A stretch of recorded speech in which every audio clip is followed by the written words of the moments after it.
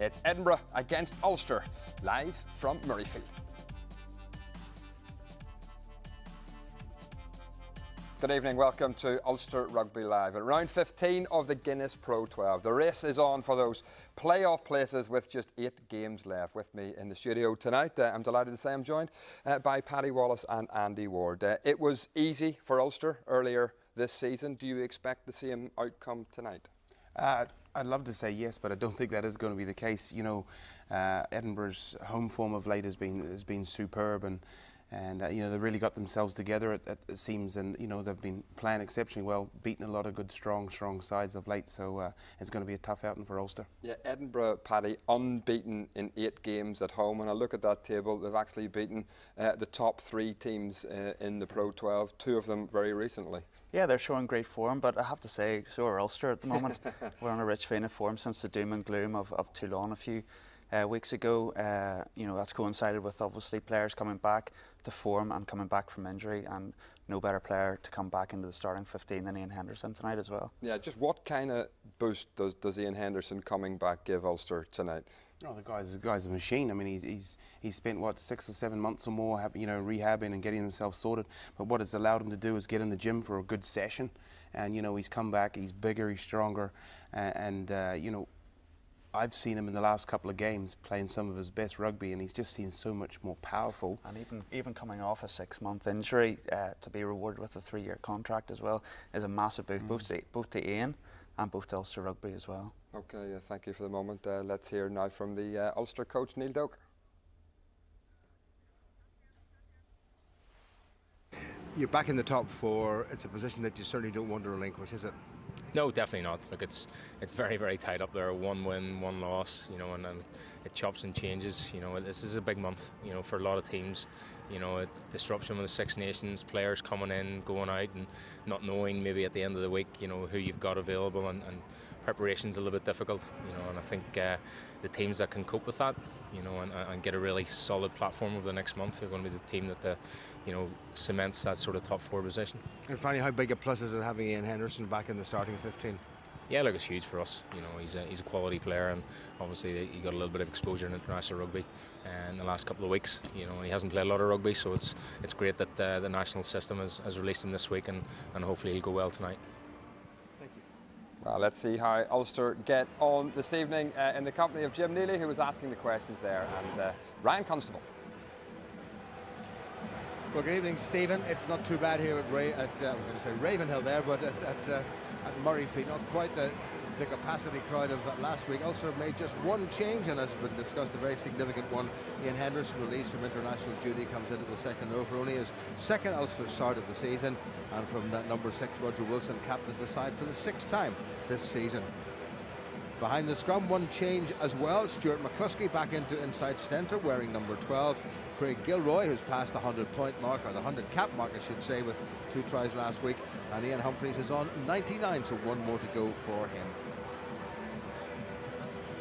Edinburgh taking the feed. Mike Coman, the New Zealander, one of many overseas players, is skippering an Edinburgh side who have hit a rich vein of form just at about the right time, the business end of the season. They've won their last 8 games at home. And interestingly, for the first time that I can remember, an Edinburgh forward pack doesn't have a single international in it. The Spartish crowd, maybe 3,500 here, to see if the team from the capital city can progress. Remember, it's vital for them that they get up into the top 6 to try to get European rugby at the highest level next season. Well, Alan Solomons, the former Ulster coach, has made a couple of changes in the forwards. The 32-year-old born in Brisbane of a Scottish mother, Ben Toulis, released by the national squad and starts in the 2nd row. And in the back row, it's a similar situation for open side flanker Hamish Watson, also released. And behind the scrum, 3 changes, but they brought in internationals. Tom Heathcote, who's off to Worcester next year, starts in the outside half position. That's a very warm welcome back to 2 Scottish international wing 3/4. On the right wing, Dougie Fife, who scored the Scottish try in Paris. And on the left wing, the in-form Tim Visser, who's chasing Tommy Bowe to be the top try scorer in this competition. White. Referee is Leighton Hodges from Wales. This is 48th competitive game. And Ian Humphreys gets us underway, taken in straight away by the Edinburgh skipper, Mike Coman, who's Played number 8 and on the blind side of the flank. Grayson Hart. He's kept that infield. Louis Ludic, well positioned. Good take. Nick Williams now, what we're going to see from him. Typical forward surge by Nick Williams. Pinar. Humphreys delays it nicely. Michael Allen, who scored the opening try against Treviso last week at home. Pinar. Callum Black had to check a little bit. Important for Ulster that they start well. Humphreys moves it wide. Wilson. That's nicely done. Here goes Henderson. Away to Gilroy, who got a couple of tries on the occasion of his 100th cap last week. Good Edinburgh defence so far. Flat again. Franco van der Merwe. That's well set up, and Pinar maybe overcooked that one. Oh, that's a nasty, teasing little bounce. But Visser, the enormous Dutchman, who's now played for Scotland, gets it away. Kept in field. Ludic. Humphreys puts boot to it. There's nobody really chasing it. Michael Allen had to give somebody a shove in the back. That's been spilled forward. And no advantage coming to Ulster. And the first scrum to the visitors. Ryan Constable, first thoughts. A good passage of play for Ulster, going through the phases, good continuity, playing with width, left to right stuff, and reverting to the kick on a couple of occasions, and just seeing the penalty that gives them possession once again.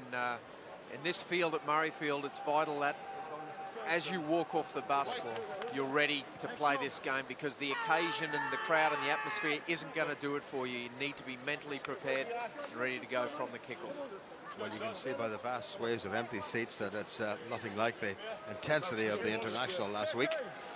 Ulster, interestingly, are 5 pounds a man heavier, and having been 8 pounds a man lighter a week ago against Treviso, that's a turnaround for the Ulster scrum, something in the region of a stone per man. But can they make it tell? It's all about technique. On the tight head side for Edinburgh against Callum Black of Ulster is W.P. Nell. Rowan Peener's glance to the near side to the assistant referee or touch judge, just in case he might have thought that W.P. Nell, who's very low to the ground, might have been taking it down a bit. Leighton Hodges, the referee, now 39 years of age. Sam Grove White, incidentally, and Mike Adamson, both from Scotland, are the assistants on the line. The TMO is former international referee David Changling, and the citing commissioner, again from Scotland, is Paul Minto. Let's hope he's not required. That dotted line there that Nick Williams is almost treading on is the Edinburgh 10-metre line. Referees come round to have a wee look at what's going on the near side of the field. That's not a bad Ulster scrum. Wilson controls. Humphreys, bit on the flat side. McCluskey, that's a good charge by the big fella, who was off for 7 weeks, missed 7 games in a row. That's gone backward. Louis Ludic has to retreat. Bit sloppy in the middle of the park by Ulster. Roger Wilson takes it forward. Pinar, Humphreys. Again, it's the kick. Darren Cave to chase. It's not a bad kick. Well gathered, and the fair catch was awarded to big Jack Cuthbert. Just the one Scottish cap away back in a World Cup warm-up game against Ireland in the summer of 2011. A bit skew-whiff. That's going to be an Ulster line-out. They'll not be too unhappy with that. They're getting a lot of possession early in this game and reverting to the kick option due to the defensive efforts of Edinburgh, and we see a comfortable mark taken there and duly awarded.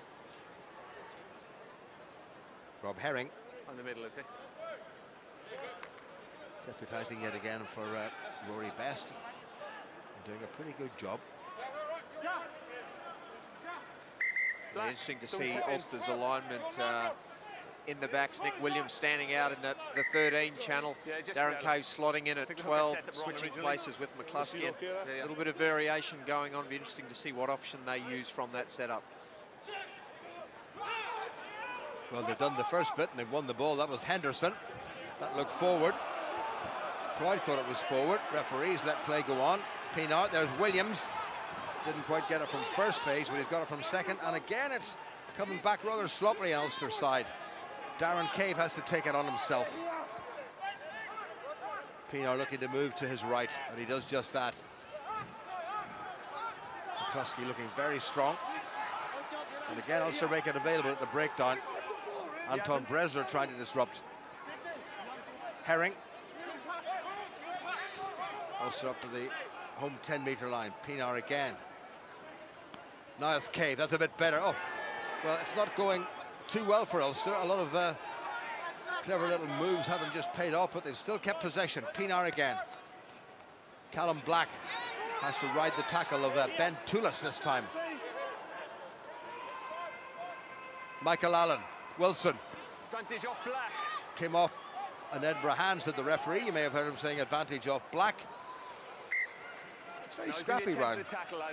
Yeah, a lot of possession for Ulster, but not able to create any time and space on the ball or any line breaks to capitalise on that possession. They get another opportunity with a scrum, but just a little bit of the accuracy not there in Ulster's play early on. But they'll be comfortable that they're the team in possession.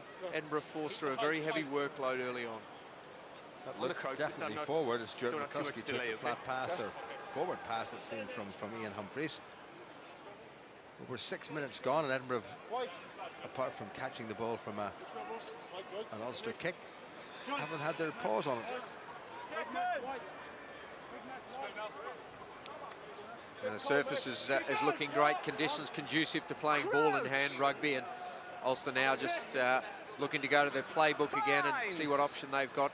Big blind side. Rowan Pienaar may be tempted if he gets that little turn around the corner, pace off the mark.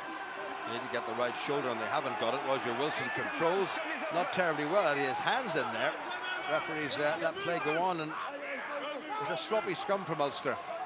That's a little bit better. It's from Michael Allen to chase, and Dougie Fife will just watch that go into touch. And Ulster keeping the lid on. Pitch at Murrayfield is terrific. It's a mixture of grass and some form of very clever plastic, but it's not going to cut up. It's not going to be too slippery. It's quite short, but it's very dense. Yeah, look, 8. Yeah, but we were stationary, then 8 unbound.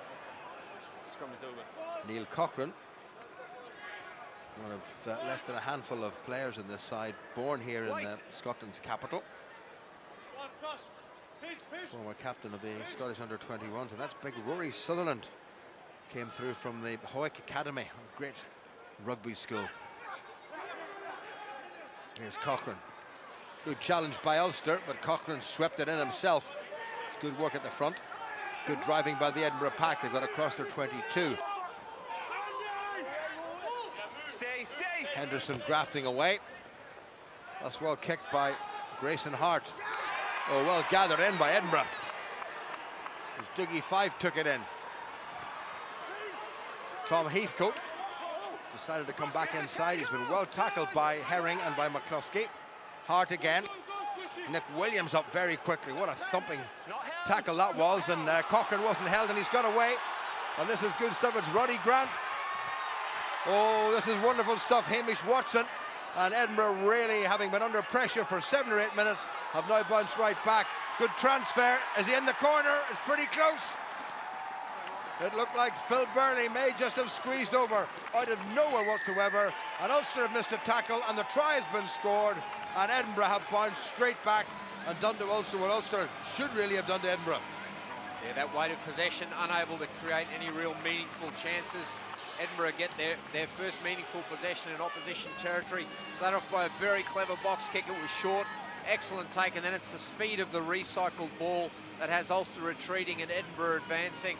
Heath got into some heavy traffic and managed to get to ground, and when the opportunity came to finish that off, a very clinical execution, and Phil Burley in the corner. Well, that really has set Ulster back on their heels.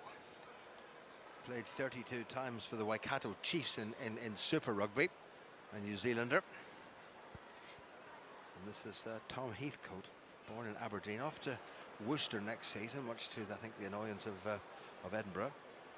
May well find himself involved yet again in the Scottish squad for next week's Six Nations.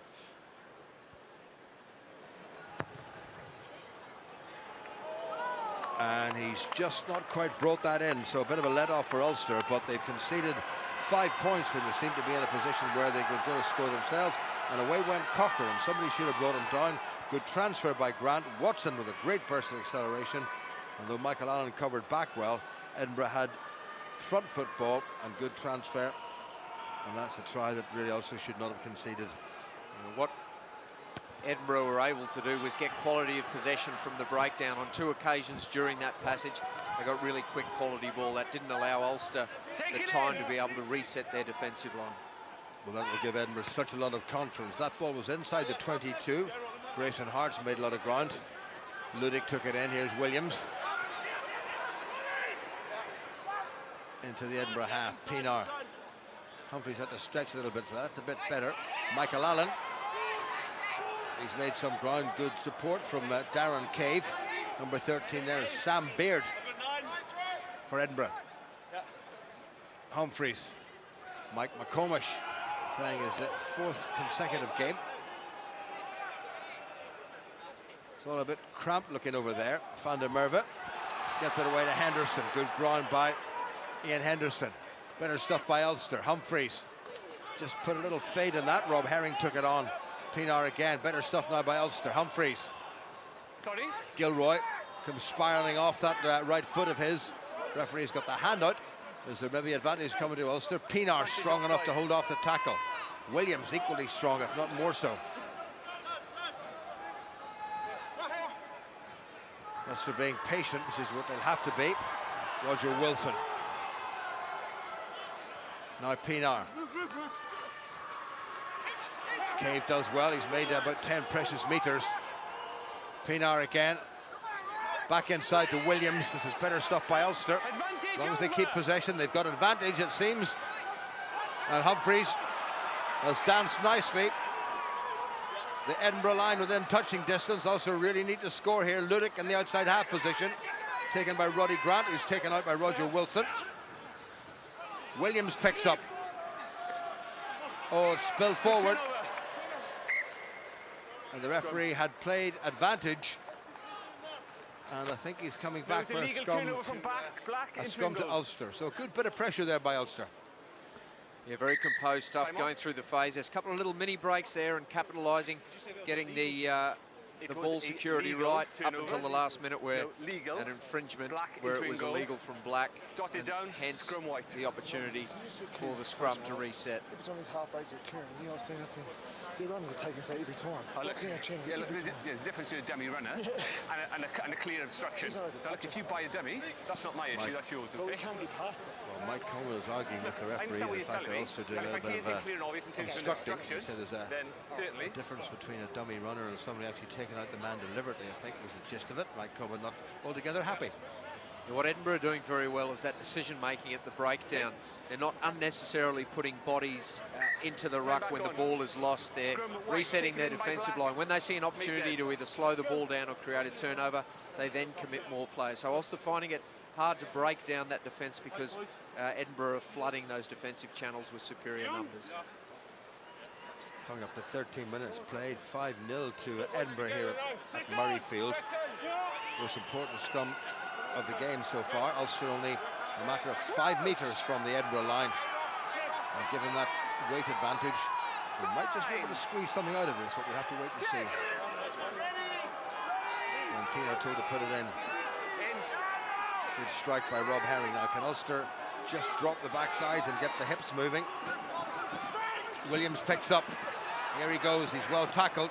McComish in there to help. Pienaar gets it away. Poorish pass well taken by Darren Cave. Pienaar again. Henderson looking to celebrate a try on his return. Pienaar gets over. Cleverly done by Pienaar. Edinburgh looked out wide. Pienaar went straight. Ulster back in level terms. A couple of powerful ball carries in the lead up to that. Williams and then Henderson, it took them that close to the line, and again quality of recycled possession, and Rowan Pienaar very aware around the base where the holes are, and very good work by Cave initially to salvage that, but again quality of possession, then big men running hard angles that created as Edinburgh went to fill the far side of the ruck, left the space on the inside, and Rowan Pienaar spotting that gap.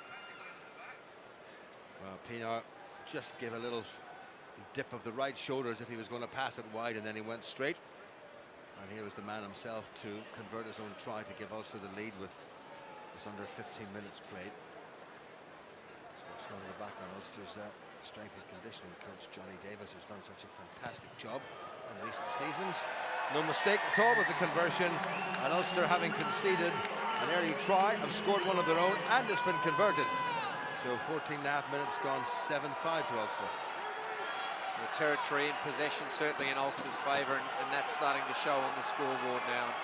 They'll look on this kick-off receipt once you've scored points, ball security, ensuring that you get possession and get that down the opposite end of the pitch to start again. Tom Heathcote, he's put that long. Pienaar with the gather. Ooh, that's come off an Edinburgh player. That wasn't the cleverest piece of play in the world. Michael Allen with the tackle and Grayson Hart. Cochrane tries to tidy it up for Edinburgh. And Edinburgh have got possession back, and Ulster should never have been in that position. Rory Sutherland stripped nicely by Ulster. Pienaar's got to give it. Well, there's a lot of wide running there. Can he straighten now? Well, he's moved it wide, and unfortunately Craig Gilroy had to take it standing still. Right into the middle of the wide open space here, the big groin Murrayfield.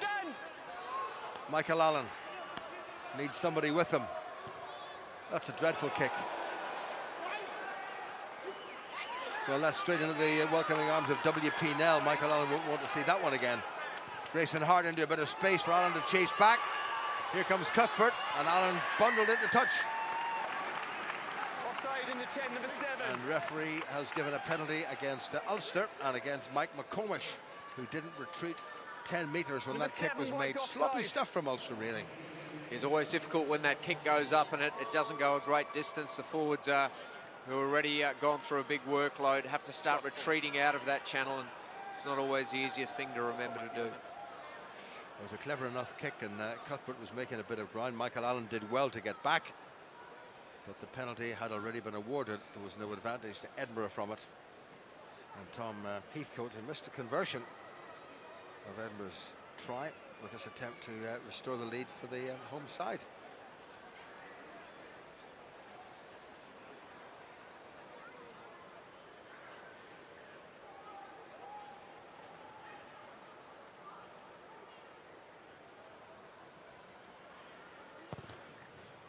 He's given that a nice little clip, and he's missed that one as well. So in terms of kicking, 0 from 2 for Tom Heathcote, and Ulster, I think Ryan can consider themselves rather lucky there. Yeah, you'd have to say that they would have felt, given the possession and territory they've had, they may have had more of the lead, but might be quite fortunate that it is just 2 points separated. That wasn't a knock on by Heathcote, it came off his knees. Williams, Humphreys, again that stayed in field. Cuthbert does a little bit of a jiggle and gets it right. Underneath it is Humphreys. He's got Ludick inside him. Ludick gets across the Ulster 10-metre line. Penalty against Ulster. Tackler on his feet straight away. An arriving player. Well, Ulster committing an offence at the breakdown, holding on to the tackle. And that's going to give Edinburgh another chance at goal, and I think they're going to ask Heathcote to try to do what he hasn't done on the previous 2 occasions. Yeah, excellent tackle technique, affecting the tackle, then straight to his feet to contest the ball, and the arriving player as well, having all the rights, and Ulster just isolated, couldn't get the support players there in time to clear that ruck out.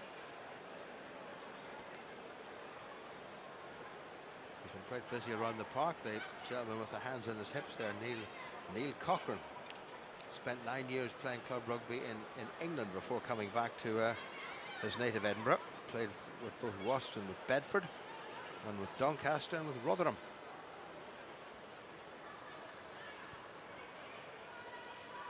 So Heathcote. That's a lot better, and he's got it right between the Ulster posts, and Edinburgh have got themselves back in the lead. We've played 18.5 minutes, and it's 8-7 to the home side. And Ulster's error count is probably pretty unacceptable. Yeah, some big involvement from their ball carriers who are relishing the possession that Ulster have had. Nick Williams, Ian Henderson featuring prominently, and they'll look for that trend to continue, but they'll want it to occur in the opposition half. Humphreys. Knocked back, that looked like a knock forward there by Tim Visser, I have a feeling, and the referee agrees, I'm glad to say. Anton Bresler. Big fellow with the long hair, wearing number 4, was actually at one stage had been linked with a move from South Africa to Ulster.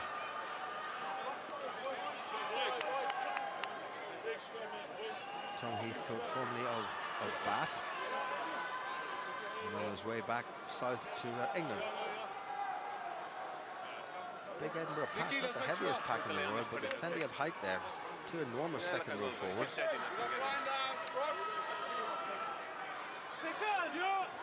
Crouch! Coming up to the end of the first quarter, a point between them. Bind! Set! Edinburgh looking for a top 6 finish, remember, to guarantee themselves a place in the Champions Cup next year. Good Ulster scrum. Humphreys, a little bit of a fumble there. In fact, as McCluskey takes it forward. Roger Wilson, Ulster's captain, well tackled by his opposite skipper. A little bit of readjustment there. Callum Black, head down, makes good ground. Roddy Grant trying to hold him up. That's really good work by the loose head prop. Franco van der Merwe only missed one game all season for Ulster. Humphreys back inside. That's cleverly done by Ulster. Again, they really must be patient. Pienaar to the far side. Good defence yet again by Edinburgh. They've worked out Ulster's midfield attack. Here goes Williams. Runs into Bresler. Pienaar again. Pienaar has a little cut himself. Pops it up nicely. Ulster still moving forward. Grayson Hart in the way. Wilson surely has to give this.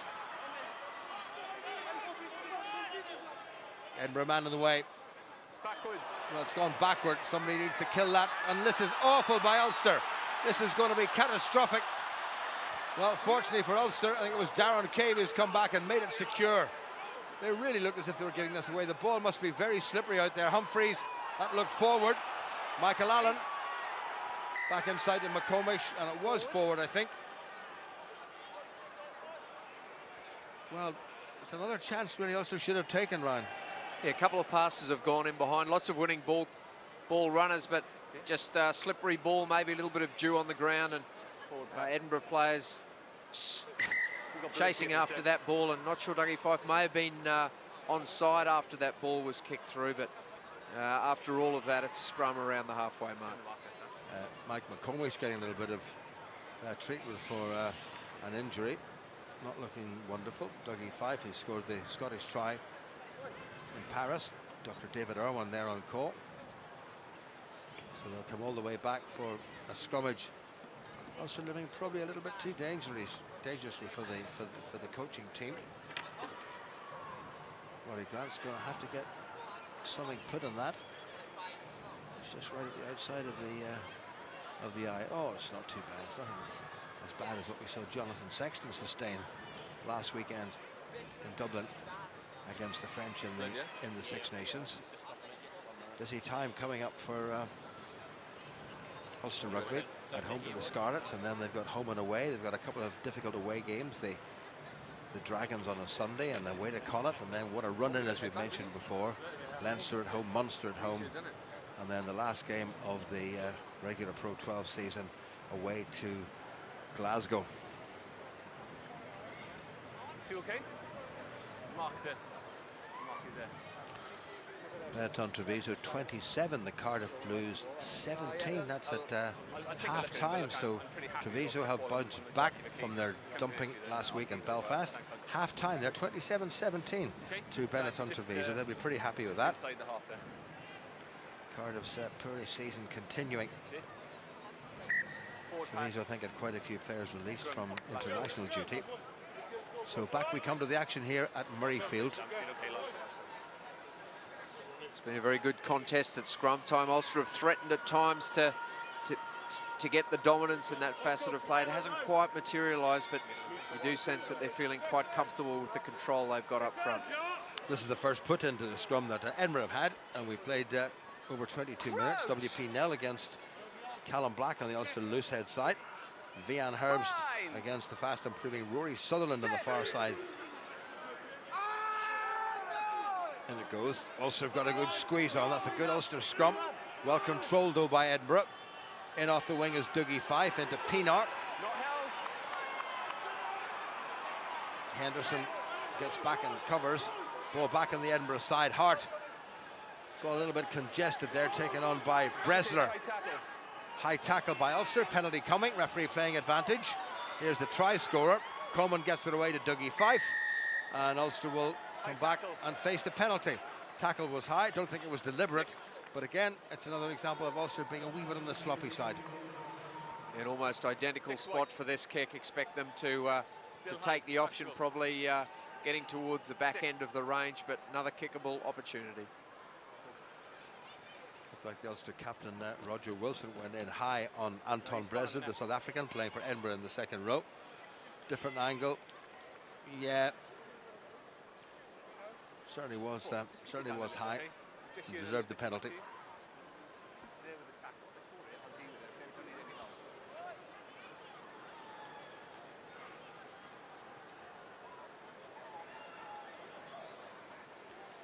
So Tom Heathcote, having missed the conversion earlier of Phil Burley's try and a penalty chance, has landed one penalty.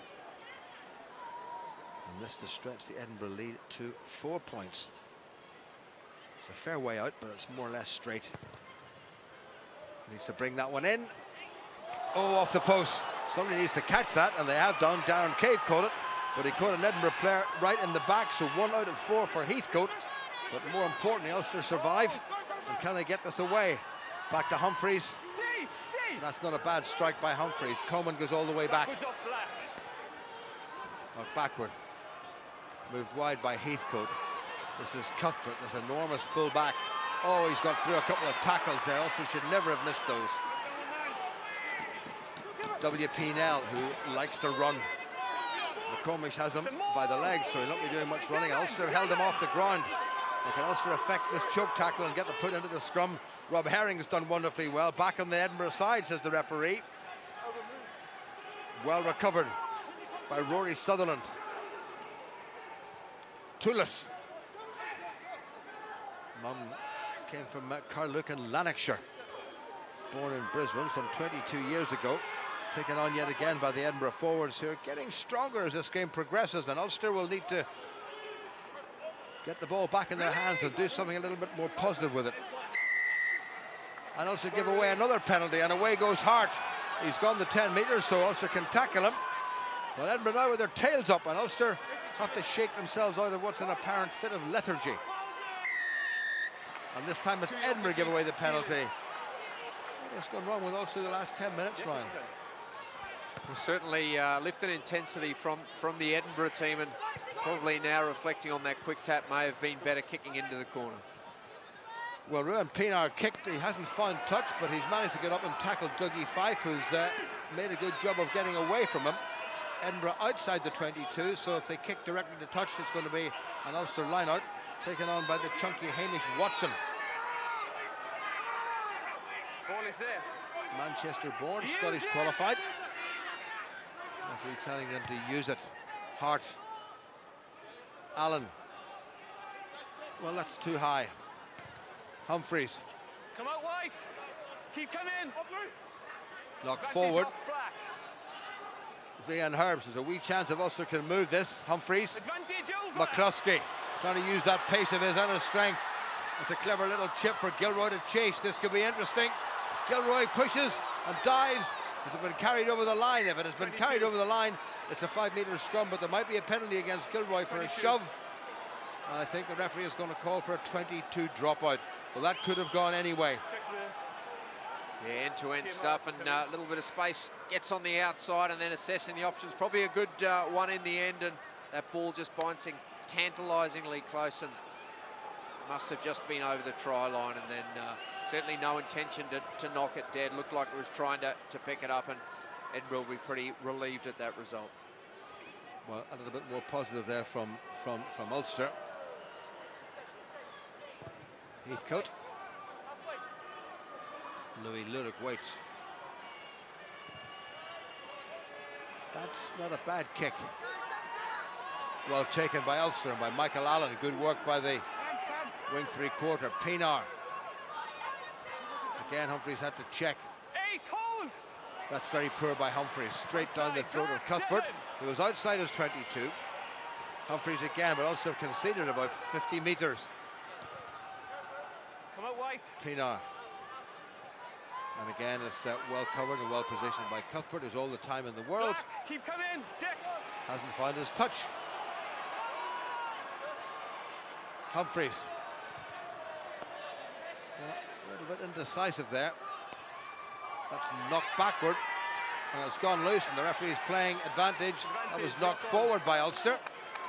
And Edinburgh seem to be getting the rub of the green here at a very green-looking Murrayfield. Here they go again. This is Toulouse. Advantage over. And we're looking to put a bit of width on it for the very first time. Sam Beard, another big New Zealander. Ball has gone loose. Again, Ulster missed the first up tackle. Grayson Hart, taken on by Rory Sutherland. Henderson does well, has to get away from it, and he does. Grayson Hart has a little dart, and the door was closed on him. Only 29 minutes played, and Edinburgh is still leading. Looking pretty impressive. W.P. Nell into Nick Williams, who's been quiet for the last 15 minutes or so. Leave him go. Penalty against Ulster yet again. You touch the receiver on the side. Yeah, just a little bit of discipline for Ulster. I've seen Heathcote's got that range or about that 40-minute mark, and just a little bit of precision. They're willing, the attitude there, the intensity's there, but just a little bit of precision missing from Ulster. Skip, what are we doing? Well, Henderson seemed to be the man who was penalised. He thought he was working hard trying to get the ball back. A changed man from the first time we saw him in his first appearance this season against the Leicester Tigers. He's had the haircut, he's had the beard shaved off. He looks like the big schoolboy he was only a few years ago. It's very open, isn't it? Tom Heathcote with one successful kick from 4 attempts. Had he been on target, Edinburgh would have been in a very, very strong position.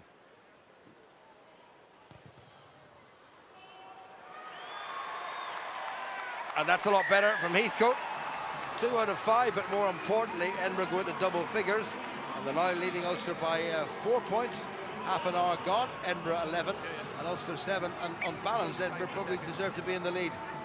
You know, they've made the most of the opportunities. Ulster have probably had more time in possession, but Edinburgh have been very effective, a little bit more disciplined at the breakdown, and the quality of kicking out of hand across the board for Ulster probably hasn't been at the level they would have expected.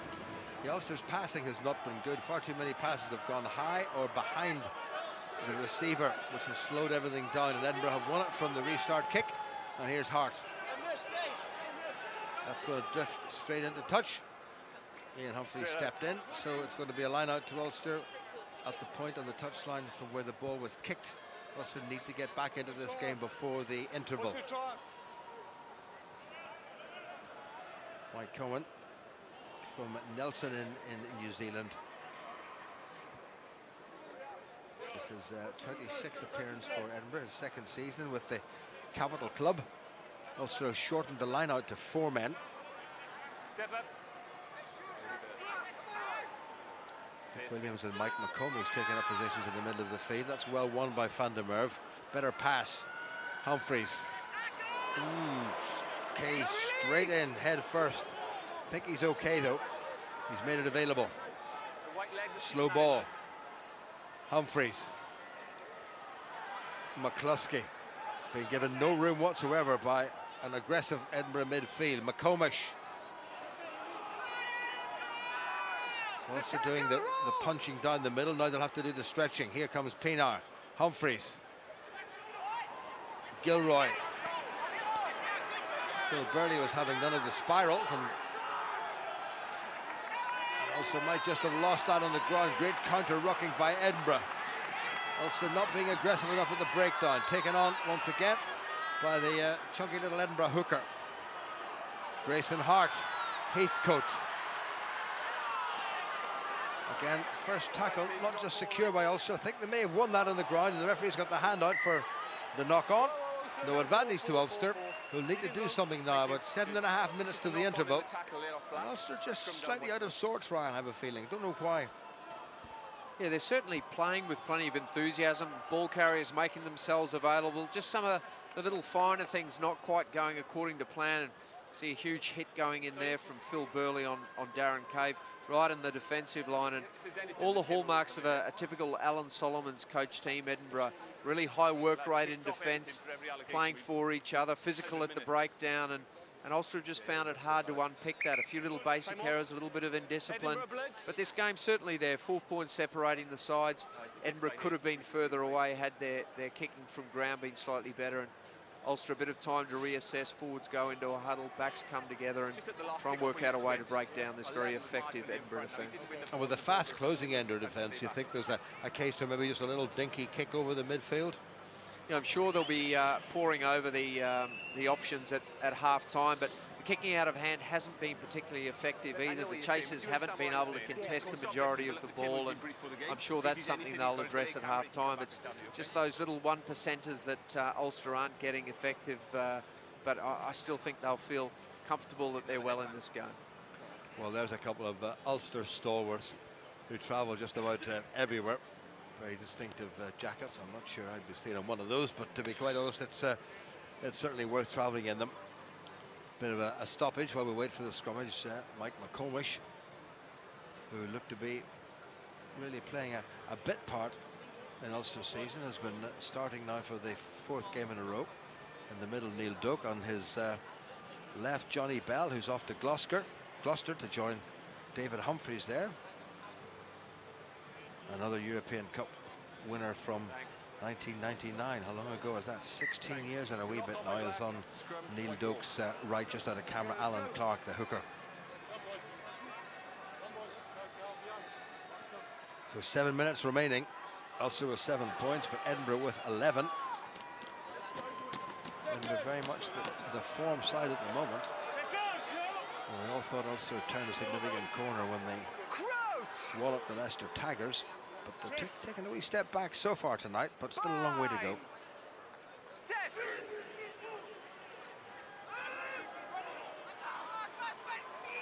Good squeeze by Ulster at the scrum, and they get the penalty.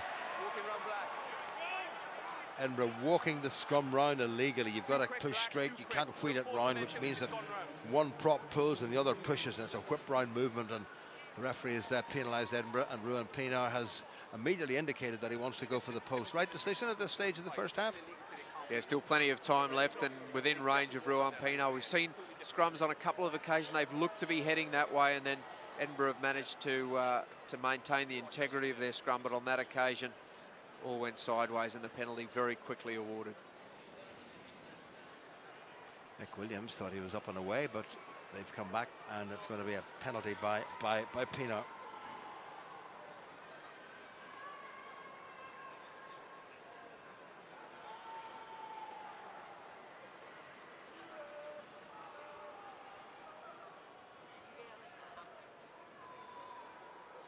Pienaar less than 30 points away from 500 in this Pro 12 competition. It's probably the furthest from the post that we've seen anybody attempt to kick so far this evening here at Edinburgh. Oh, he struck that nicely. What a very good kick by Pienaar. Brilliant kick by the South African. So there's only a point between them. 5 minutes to the interval, and Edinburgh still leading though by 11 points to 10. Yeah, and let that be a warning to Edinburgh about the quality of Ruan Pienaar's kicking. They haven't given away a huge number of penalties, and a timely reminder of how costly they can be in a game this tight. Ulster's priority now is to regain possession and try to get something more on the board before the interval. Williams gathers.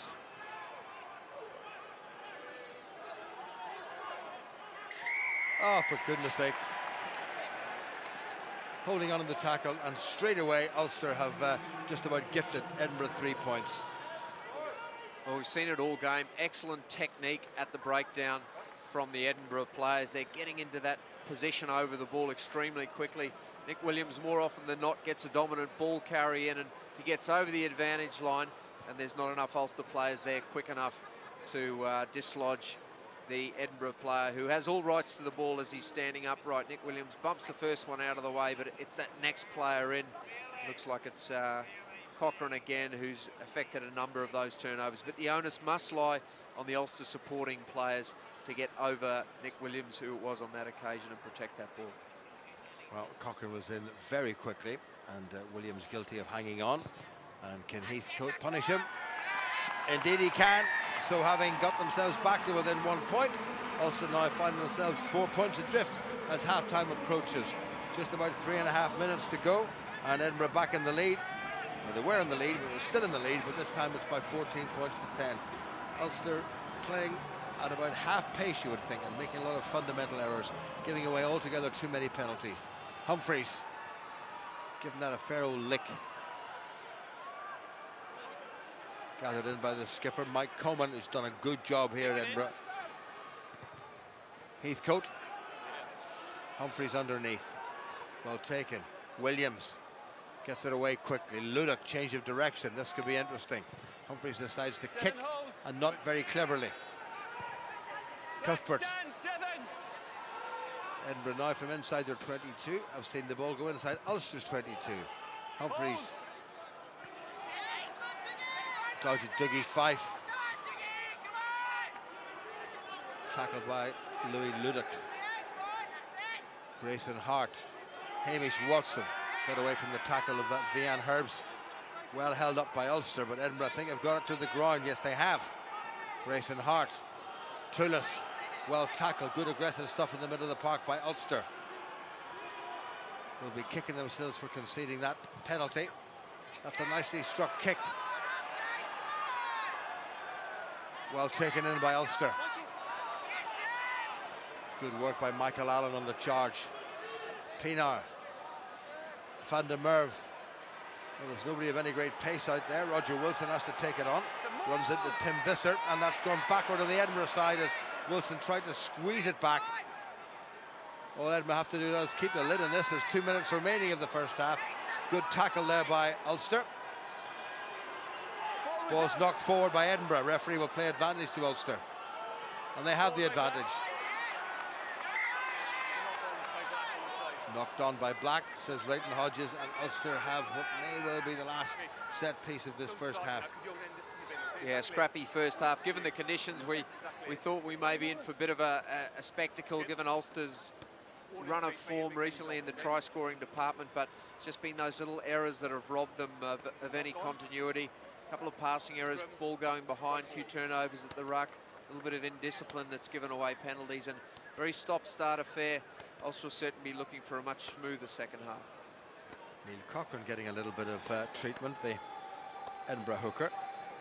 Seems to be holding his ribs.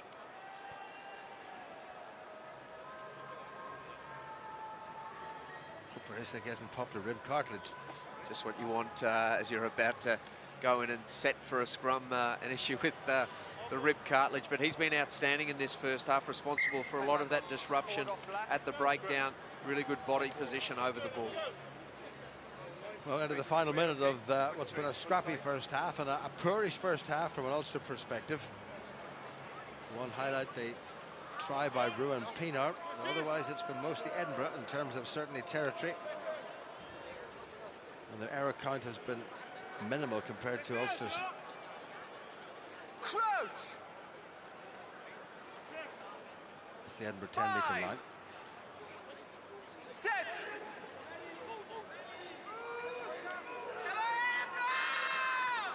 Good strike by Herring. In the old days, that might have been construed as feet up by the hooker. Pienaar, referee nearly in the way. Humphreys, that's flat. Cave. Well, the passing just not that desperately accurate. People getting man and ball at the same time. Williams takes it forward. Well released this time, no penalty. Roger Wilson. 40 minutes have been played here at Murrayfield. Pienaar, Humphreys need to keep it in hand. Cave, that looked forward as well. Craig Gilroy on the support of his international colleague. That's good work by Gilroy. Rob Herring. Well, Edinburgh have defended splendidly. They're drifting men out and cutting off Ulster's lifeline. Nick Williams. Quicker ball, Pienaar. Well, that's not a good pass at all. It was into nobody in particular, and Gilroy chases. And Jack Cuthbert, I think, has just shepherded that into touch. And will Leighton Hodges call for half-time? He hasn't so far. I think there may just be time for one last line-out, which is interesting. No, there's not. He's decided that there's no advantage to anybody, and the time is up. And thoughts from Ron Constable. It's still doable for Ulster, but my word, they'll have to improve. Yeah, I mean, Ulster have got a huge amount of strike power. Edinburgh look as though they have to work really hard for their points, and Ulster have got the ability with their strike runners, their ball carriers, to score points quickly. But credit to Edinburgh, they withstood that early barrage of possession and territory from Ulster, and an excellent defensive effort, real urgency in getting their defensive alignment, good line speed, and they've really looked the hungry of the two teams. Ulster willing in terms of their ball carries, but just a lack of finesse at times that's undone them. Are you surprised by that after what happened last week? Obviously different opposition. Yeah, different opposition, but they'll need to get that focus very quickly in the second half. Well, there you go. There's not much between them. 4 points separates them at half-time at Murrayfield. It's Edinburgh 14 and Ulster 10. Well, Andy Ward and Paddy Wallace have been watching with us. It's been sloppy, it's been scrappy, not great all round. It's been a bit of a transformation from last week, that's for sure. But no, it's disappointing. Neil Doku be in there pulling what hair he's got left out. You know, it's a frustrating situation there. But you credit to Edinburgh. Edinburgh right in their faces, taking it to Ulster, trying to stop them playing. They're getting more turnovers, creating a bit of hassle, and stopping Ulster from getting any form of flow or anything about their game whatsoever. And I think that little bit of pressure is making Ulster's look even worse. Unfortunately, Paddy, it is quite characteristic of the way Ulster have played away from home this season, with just 2 wins out of 10. Yeah, for sure. I mean, the record shows that, and they'll be very disappointed. How they played in that first half, Neil will be very disappointed, and we'll be reading the riot act at half-time. Credit to Edinburgh. They've been making an absolute state of the breakdown, making it very hard for Ulster to string any phases together. The only positive I think you can take out of it is that they're only 4 points down. Still very much in it. And still a lot to play for. They couldn't have played worse, and they're only finding themselves 4 points behind. So from that point of view, there's still a lot to play for in the second half. And I would imagine Ulster will be really disappointed with how they conceded that Edinburgh try. Oh, very much so. You know, it's all just come from a bit of poor defence here. But once again, the kicking aerial battles haven't been great, and no one's really contesting them. But you know, I think in this situation was Nick Williams comes in for a big shot just out in the next. But we play this on a fraction. You'll see, you know, should have made the hit. He got himself in a good position, and he comes there, missed tackle right there. Yeah, expect that tackle to be made. Everybody's looking around at each other, thinking that the tackle's complete. To be fair to Neil Cochrane, he gets up, he plays, and plays to the whistle. And coming into this one here, we should have loaded up the short side here, but we all piled to the near side, and just numbers. We were scrambling at that point, and you know, they got one opportunity, they took it. Yeah, simple as fair play to Edinburgh. They've absolutely pounced on an Ulster mistake there. Very much so. You know, there's an expectation within the team now. You make the tackle, you make the tackle. Don't make the tackle and let it slip. Yeah, very clinical as well. You know, they make their line break. They don't panic, identify what the space is, their scrum half makes the right option, going down the right side, and they finish off very well. So all credit to Edinburgh. I think Ulster were well ahead in terms of possession and territory up until that stage, and they got one chance and they scored. Yeah, Ulster will be thrilled though the way they responded, and Ian Henderson absolutely key in the Ulster score. Yeah, very much so. You know, we're seeing all the big ball carriers for Ulster perform tonight. Ian Henderson, Nick Williams, they're getting themselves involved in this game, and it's nice to see. But Ian Henderson is just Ian Henderson. We talked about at the top of the show his power and stuff, and you know, there's Nick on it, created across the game line, perfect. It's exactly what you want. Now it's dangerous. And Ian Henderson's just getting himself into shape, but what he does is just, this boy's powerful. That was a great tackle at that point to stop that big man, and just good awareness from Ruan Pienaar, to be honest. So, you know, it was well done, but it was well constructed try. So credit where credit's due. Could Henderson start for Ireland against England next week, do you think, Paddy? I think so. If you look at the packs, I think Hendy's going to bring a lot of bulk to that pack. If they move Peter O'Mahony to number 8, bring Hendy on the flank, you know, against a big English pack, it's a bit of beef that you probably need. Nicely taken by Ruan Pienaar there, but for all of Ulster's good play at times, there were so many frustrating errors. I mean, we could have clipped up, you know, a couple of dozen of them. You have selected this lot to have a look at. Yeah, you know what, we've got an expectation of where Ulster should be, and as I say, compare this to last week, we're a lot more clinical, and we ground that game in last week. this week. It's just little things like that there, you know, and it's credit to Edinburgh at those situations. They're making it awkward and just completely harassing. But that's what Solly would have instilled in these players as well, you know, get in amongst it, be in their faces. But I've never seen Willem Herbst getting like that. That wasn't his fault. The rest of the team sort of bailed on him there and left him hanging. These are the crucial points here. When you get into the 22 and into those green areas, as we call them, you want to come away with points, and you know, dropping the ball, unforced errors, and, you know, losing 50 metres is very, very tricky to play away from home and get a result. We're just not getting to these breakdowns quick enough for me, and you know, credit to credit's due. This is where Edinburgh causing all sorts of problems. Neil Cocker in the hooker's having a fantastic game. He's playing like a flanker in there. He's playing the way we normally see Rory Best play, and it just goes to show what sort of a bonus that is. They also have Roddy Grant and Hamish Watson, two open sides playing in the back row, and you add Neil Cocker into that, who's making an absolute menace of himself at the breakdown. They're getting a lot of penalties, and you know, luckily the Edinburgh kicker hasn't quite had his radar on, and he's left about 8 points out there. So it's that we're still within striking distance, and one score and we're back in it. Ulster's kicking game has been erratic, Yes. to say the least. It's been very poor. Ian's had he'll admit now he's had a very poor game with the boot. Here you see Ruin, and this is uncharacteristic from him. A bit casual for me. It just put the team under huge pressure at this point. It was a restart, catch it, kick it, clear it, simple. And this is just another one. It's just too casual, too much time, and what am I going to do? Is it indecision? These guys, some of them are better runners than they are kickers, that's for sure. No, I mean, they'll be disappointed with that. I mean, here we've taken a lot of defense. We've been defending for a couple of minutes here. We get the turnover, get the penalty. We need cool heads here probably, and see what Ruin's trying to do. He sees a lot of space. He's going for the big play, but you know, a line out in there half with a bit of territory and possession after defending for so long would have been probably a better outcome than having to defend it again for a number of minutes.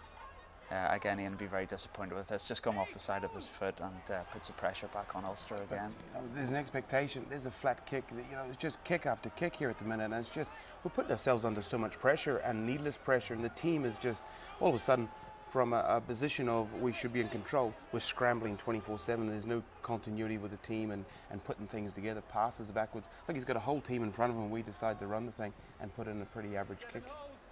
You know, you just can't be doing that. You know, you're better off keeping the ball, putting some form of platform together for the rest of the team, get organised and start building those structures that they've probably been training all week. I mean, guarantee they didn't practice all week about a duff kick going in.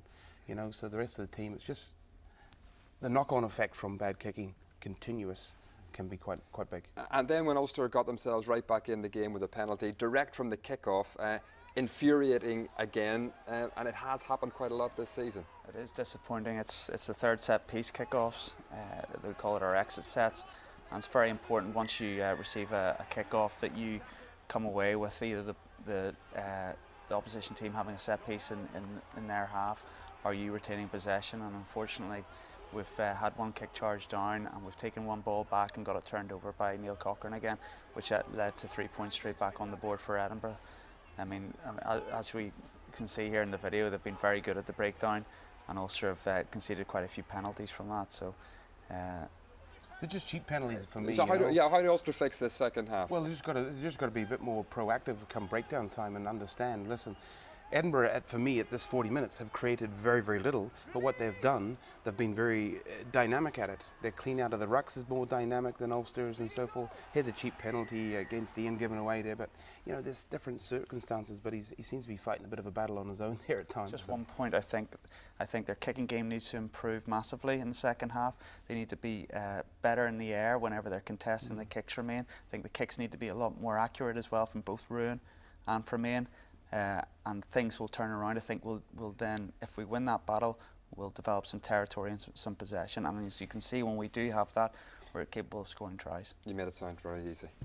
Ulster's injury problems this season have been well documented. New manager Ben Cunningham has secured the services of 2 experienced players from the Southern Hemisphere to help Ulster in their Pro 12 run-in. Back row forward Tim Boyes has played over 100 times for the Highlanders in New Zealand, and out half Mike Stanley has played international rugby for Samoa. They've both just arrived in Belfast, and we thought we'd send Gavin Andrews to give you an introduction to the new names on the block.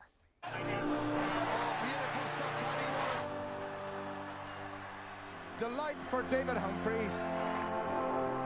Nobody is going to catch Andrew Trimble. What a season he's having. He has been an outstanding player, an outstanding captain. Well, this is a new feature inside Ulster's training base at the Kingspan Stadium. Every fully contracted player since 1997 gets a place on the wall. Tony McWhirter's there, Andy Ward. Don't forget Ryan Constable. Ulster's two latest recruits might not make the wall because they're on short-term contracts, but they're hoping to make their mark in Ulster rugby folklore. I do want to have fun and enjoy myself, but at the same time it's a massive opportunity for me to try and state my claim for the Samoa team, and also to try and make a good impression with the team here first and foremost, and then the crowd. So yeah, it's a challenge I'm really looking forward to. I love my tackling and the defence, a lot of low tackles, and not a big man, but I like getting in right in there, and I hear it's quite forward orientated, so that'll be good fun. Enjoy it. I played a lot at 12. Yeah, I try and pride myself on my defence as well, you know. I like to use the ball, so yeah, I like to have a go and get the backs firing and whatnot, but if something's on and I see it, then I'm not afraid to take that myself. And just behind us, Ruan Pinar, warming up, kicking. How excited are you about potentially playing outside him? I mean, he's a world-class player. I mean, he's proven it over the years. Really excited to play with him. It's going to help me a lot. You know, take a lot of pressure off the 10 when you've got someone like himself at 9. So yeah, really looking forward to it. But by the looks of things, it doesn't look like I'll be doing any goal kicking. So what's the target? Become a cult hero here? Yeah, it'd be good. Yeah, no, I'm just here to enjoy it and hopefully get a bit of game time on the paddock, which would be awesome. I've heard there's been a few injuries, but the boys are playing pretty good at the moment. The rugby's not really much different. Like obviously the scrums go for a lot longer. I watched the game and I think it was about 27 seconds one of the scrums, and I was like, that's pretty tough on the front rows. Irish rugby in general, you just know that the fans are real passionate and they're really into their rugby. And I wouldn't say the English fans aren't passionate about their rugby, but you know, the Irish, especially at the games, the Irish games, you seem to hear the crowds a lot more. So yeah, I'm looking forward to experiencing that. I love that song, the Ulster Man, Stand Up for the Ulster Man. So no, that was pretty cool. Like, you hear on the back of your neck, you can feel it. Like just even though boys run out, just the crowd's awesome. Yeah, so no, packed out, was awesome, cool.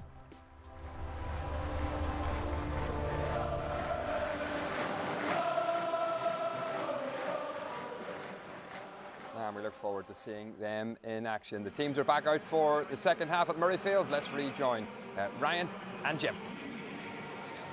Edinburgh made 2 changes in the interval. Ollie Atkins has come on in the second row, and Hugh Blake, who played his first game last week, also Scottish qualified, has come on in the back row. So number 19 is Ollie Atkins, and number 20 is Hugh Blake. Ulster, as they were when they left, trailing by 14 points to 10.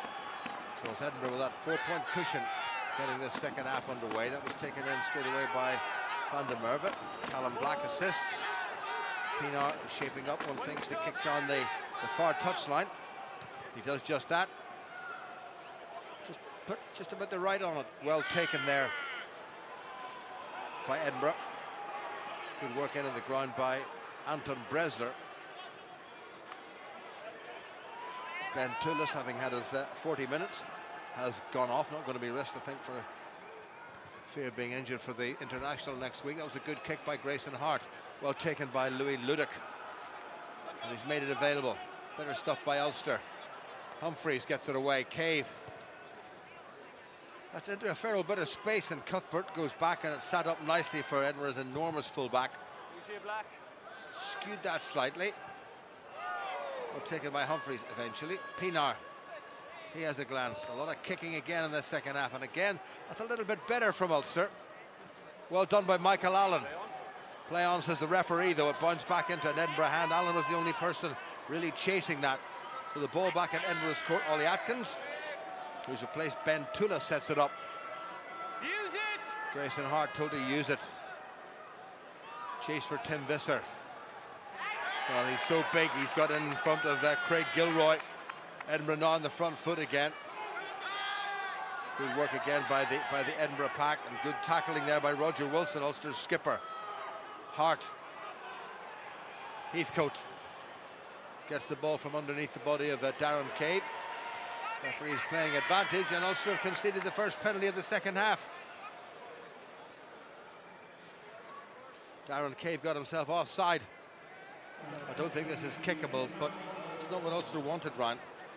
No, and the 9, when he's got his hands on the ball, it doesn't constitute the ball having left the ruck, and until it leaves the ruck, you can't actually start that defensive chase. So just a little bit over-eager, but certainly some better kicks going in from both sides early on in this second half.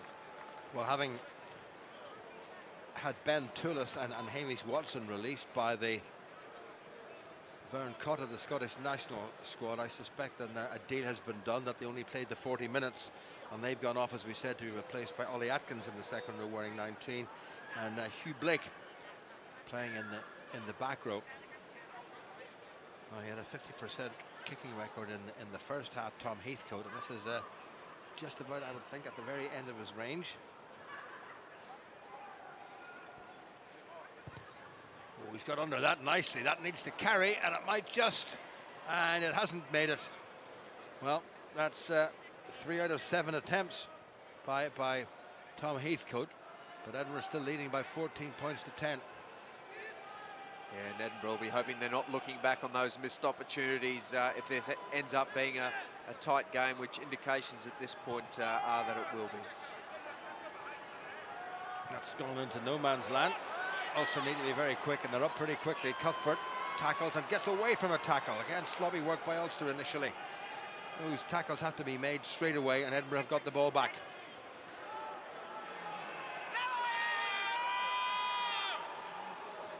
Edinburgh have been very good at the breakdown this evening. Grayson Hart very good with the kicking. Well covered by Louis Ludick. And that's a good strike by the Ulster South African fullback. Heathcote under a little bit of pressure. Gathered in again by Ulster.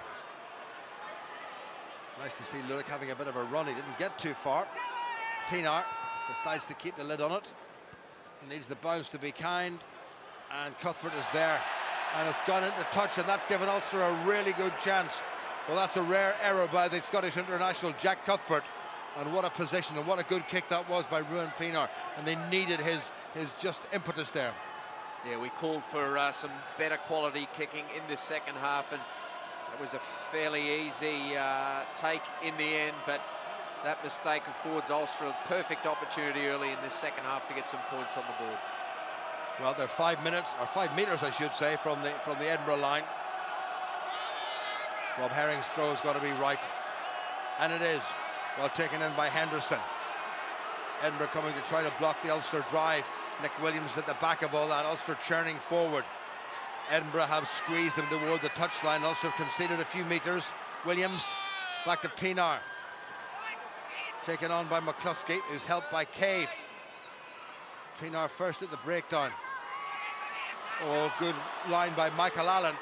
Scored Ulster's first try a week ago. Referee telling Edinburgh to get back. Pienaar. Now it's Gilroy, no room whatsoever. Great Edinburgh defence. Set up well by Ulster though. Vian Herbst. Still there for Ulster. Squirts back. Humphreys flat. McCluskey. Good tackle by Bresler. Roddy Grant in the way. Humphreys, little flat pass. Taken on by his captain, Roger Wilson. Now it's Pienaar. Good Ulster pressure. Rob Herring. Gets the ball away. Edinburgh battling at the breakdown. Gilroy has a go himself. Pretty close. Wilson. Helped by Van der Merwe. That looked like a high tackle. Pienaar again, set up nicely. Here's Henderson. Pienaar switches the attack. Louis Ludick. Edinburgh really digging in, and the referee has eventually given the penalty against Edinburgh. All the pressure, but Edinburgh will be happy to give away perhaps 3 points. And the man offside was Tom Heathcote. Yeah, finally that defensive discipline not being evident for Edinburgh, and the opportunity for that 3 points, which interestingly are being spurned by Ulster as they kick for touch, obviously feeling they made a good fist of that initial drive and looking for another attempt.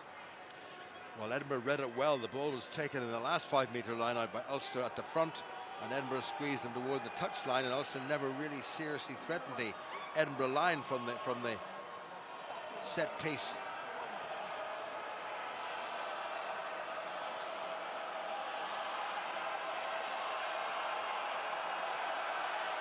Nick Williams in the scrum half position, interestingly. Taken down by Van der Merwe. Williams is in there. Edinburgh shut the men in white down. Now Ulster going for the secondary shove. Pienaar saying to Nick Williams, you go forward, and when I want the ball, you can give it to me. Williams is having a look, but Edinburgh's defence is good. Here goes Williams. Flat to McCluskey. Plenty of Edinburgh tacklers there. Ulster get the penalty, and surely is kickable. Not releasing in the tackle. Was that yellow cardable? Probably not. Yeah, maybe not any clear opportunity to score points, and certainly not a persistent defence. Williams, nice little flat pass. McCluskey, well, actually had to stretch it behind. That's been Ulster's problem all evening. The passing has not been dreadfully accurate. But the pressure now coming from Ulster, and I guess it's always good to get the first points of the second half. Particularly when you're behind on the scoreboard. Regulation 3 points, given the calibre of Ruan Pienaar. Don't put the hex on him, Mr. Constable. So Pienaar with a conversion and a penalty, and indeed a try to his credit from the first half, so he's got all Ulster's points so far. This to close the gap yet again to a single point. Enormous post here at Murrayfield. Good kick by Ruan Pienaar. So it's a 1-point game. We have played coming up to 9 minutes in the second half, and it's Edinburgh 14 and Ulster 13. And now it's about the kick-off, and Ulster securing possession, ensuring that they are dictating where this game is played, at the tempo at which it's played, and making better use of that possession than they did in the first half. Wonderful playing surface now here at Murrayfield. Heathcote gathered in to Nick Williams. No, he does not want to give away a penalty the way he did after the last time Ulster scored. And Ulster moving across outside their 22. Pienaar with the kick. Taken in on the far side by the replacement, Hugh Blake. Well, he's done well under no real pressure from Ulster. Nice little flat pass, and it's the other replacement. Ollie Atkins makes a bit of ground. Good aggressive stuff by the men on. And thinking about moving this. Well tackled by Stuart McCluskey. Grayson Hart into a wee bit of space.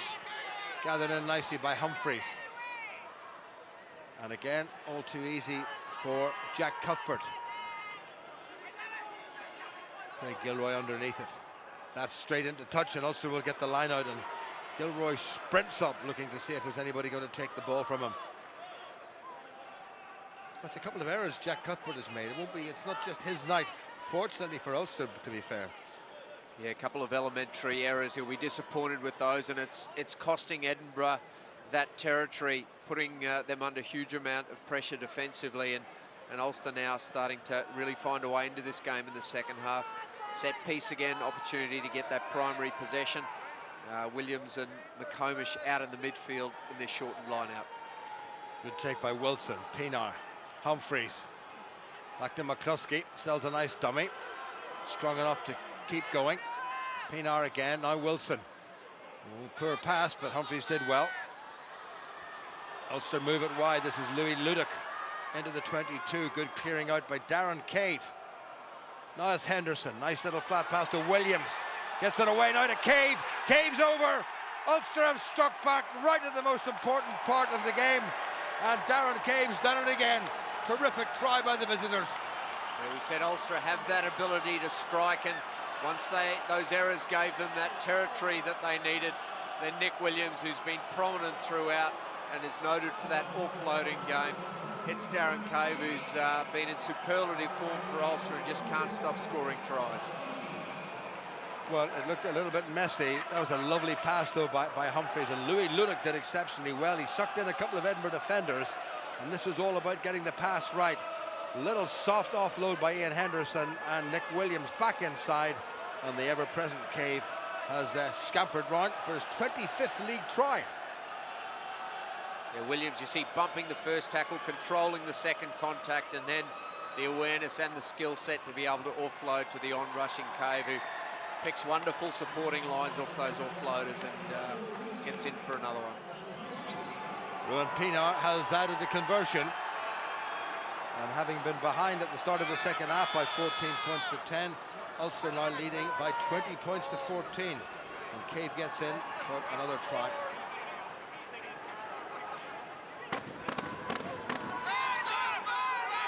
Change being made in the Edinburgh front row. Former flanker Stuart McAnally, wearing number 16, is coming on, and off goes Neil Cochran, who's been in a pretty good, decent shift of 40-odd minutes. So also need now to consolidate. Gilroy runs into a lot of black shirts. Pienaar. Here comes Henderson. Pienaar, Humphreys. Not a great contact, and Cuthbert accepts it gratefully. Here he goes, he likes to run. Well tackled though by Ulster, by Michael McComish. Loose head prop Rory Sutherland, who's rated as a pretty decent prospect by the knowledgeable people in Scotland's capital. That was Hugh Blake, took it forward. Grayson Hart up to Roddy Grant, wearing 6 but more or less playing as a 7, and Ulster give away the penalty. Ian Henderson not rolling away from the tackle quickly enough, and you have a feeling that Edinburgh might just want to close the gap here by going for the post. Yeah, Heathcote hasn't been kicking particularly well, and it's not the easiest of angles, but opting for that 3 points. Might be a bit harsh, and Henderson finds himself on the wrong side of the tackle and trying to make an effort, but with 2 players lying on top of him, very difficult to get out of that situation. But ref just saying an effort not made quick enough. Harsh, but Edinburgh will welcome that unfortunate side of Ian Henderson limping off. Hopefully that's nothing serious and doesn't curtail his potential involvement with the Irish team. Well, Lewis Stevenson immediately has come on for Ian Henderson, who's having a large ice pack applied to his leg. In the meantime, it's Tom Heathcote. Hoping to cut the gap to just 3 points. Stuck it nicely, that's come in. Hasn't quite made it. Whoa, I thought that was going to be over. So Heathcote misses yet again. And for Heathcote, that's only 3 kicks out of 8 attempts, and had he been on target with all of them, Ulster would have been in big trouble. They'll also be pretty happy with the way this first 15 minutes have gone in the second half, showing a lot more composure, a lot more urgency at the breakdown, and crucially, it's their kicking out of hand that's improved immeasurably. Good tackle by Stevenson on Blake, the Edinburgh replacement. Ulster up quickly, little check there, a little chip. Well, that's a bit of improvisation by Ian Humphreys, and it hasn't worked out. He's whacked it straight into touch. It's never going to be dull watching Ian Humphreys play. He's got plenty of tricks up the sleeve, and this little half volley, watching a little bit too much midweek football, and that one goes out on the full. Well, Ulster will be very lucky that Tom Heathcote hasn't got the kicking boots with him. He's managed 3 from 8. This is Stuart McNally, who's played most of his rugby as a flank forward, a bit like Ulster's Rob Herring, who started off in the back row. Taken to the back by Bresler. There's a good line out forward. Grayson Hart. A couple of big forwards lined up to make a little bit of decent ground, and they do just that. As McAnally took it forward. Good tackle on Sutherland. Edinburgh forced to kick, and it's not a bad one at all. Tim Visser's chasing. Well taken by Louis Ludick. He's nailed by Visser though, and Ludick's held off the ground, and the referee gives the penalty.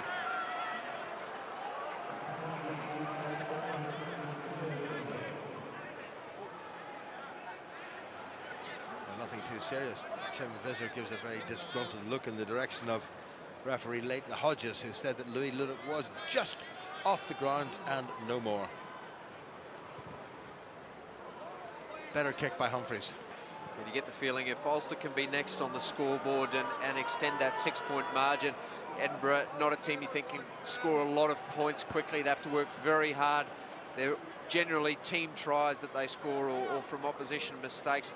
Not a huge amount of X factor to score those points. So if Ulster can get next points on the board and just keep building that lead, Edinburgh will become increasingly desperate trying to chase it down. Well, 17 minutes played in the second half. Ulster leading by 6 points. Van der Merwe takes well. Williams gets in. Ulster shunting forward, trying to perhaps squeeze a penalty out of referee Leighton Hodges. That's good play by the Ulster pack. First bit of dominant driving. Now Pienaar. Herring back inside to Craig Gilroy. Van der Merwe lets it go. Darren Cave sells that characteristic dummy of his. There's not a lot of room on the far side. Roger Wilson tries to create a little bit of space. Well, there's an Edinburgh player surely come in from an offside position. Taken on by Ulster. You can hear Leighton Hodges say that the ruck wasn't formed, so he was right. This is Mike McComish into Ruddy Grant. Pienaar, Humphreys, Cave has a go himself yet again. As McCluskey in support, Mike Allen's there too. Edinburgh counter-rucking well though.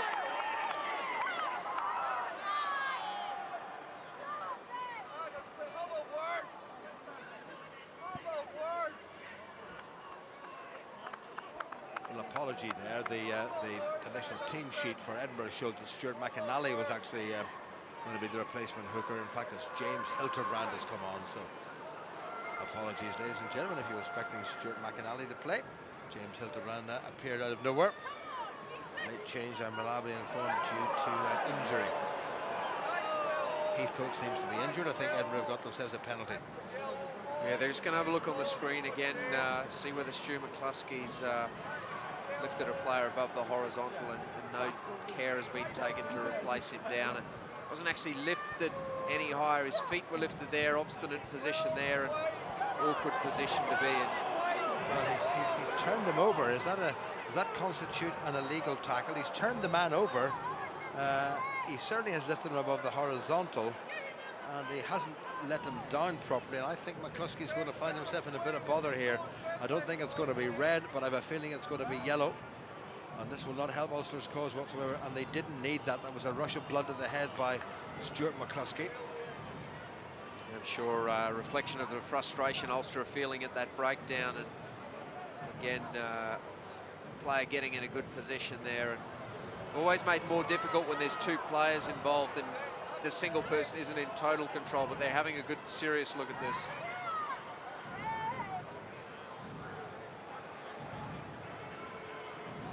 Oh my goodness. Leighton Hodges is saying that he thinks it's a red card. So not only will Ulster be down to 14 men, Stuart McCluskey's looking for a ban. Oh dear.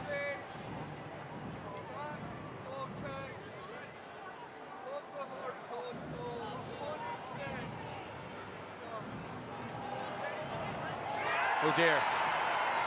Well, McCluskey can't believe it. Roger Wilson can't believe it. So this is not going to help Ulster's cause whatsoever. Tough call, big call. What do you think of that, Ryan?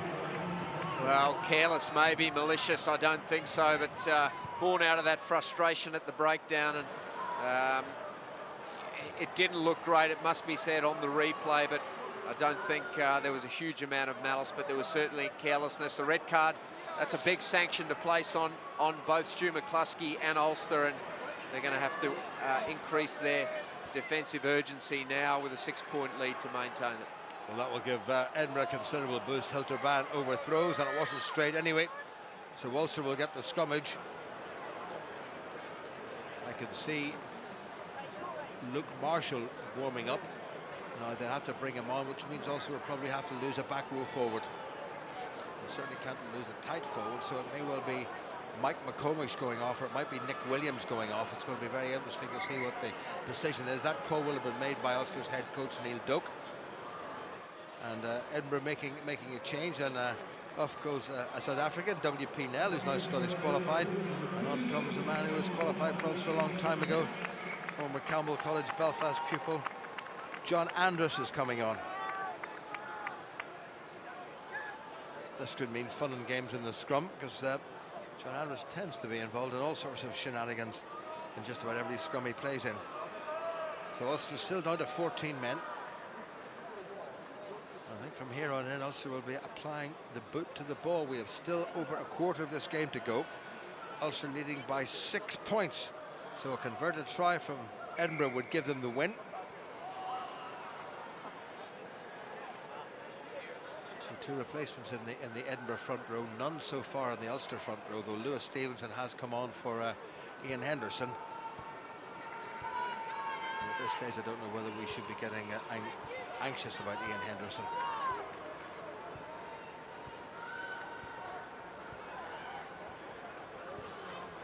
Well, what a talking point that's going to be. Should Stuart McCluskey have been sent off? Yellow, absolutely. Red, well, debatable.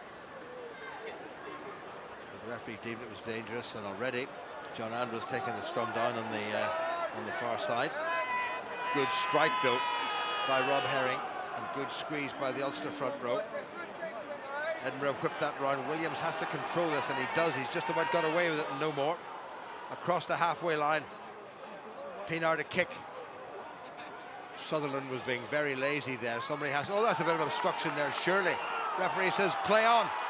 Cuthbert gets away from Williams, almost. And again, Ulster's first up tackling wasn't good enough. That man should have been nailed. This is Hamish Watson.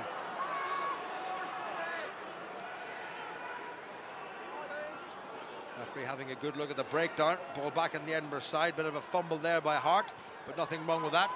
Clever little chip kick through. Back comes Humphreys. And there was a little foot and touch there. And is that going to be an Edinburgh line-out? The way the touch shows, he's got the flag up. Yes, it is going to be an Edinburgh line-out. So Humphreys did well. He perhaps should have let that go. Yeah, again, fine margins, and oncoming players elected to try and take the kick and field another kick to try and get Ulster out of trouble. But the result is a line-out, Edinburgh's favour, and good opportunity then now to try and erode that 6-point margin that's developed. Well taken by Atkins, down to Watson. Edinburgh driving forward. Ulster have just got to get themselves sorted out again. They can't afford to concede anything. Here comes Grayson Hart inside the Visser. Tackle was by McComish. Hart again. John Andrus does well to make it available. Hart.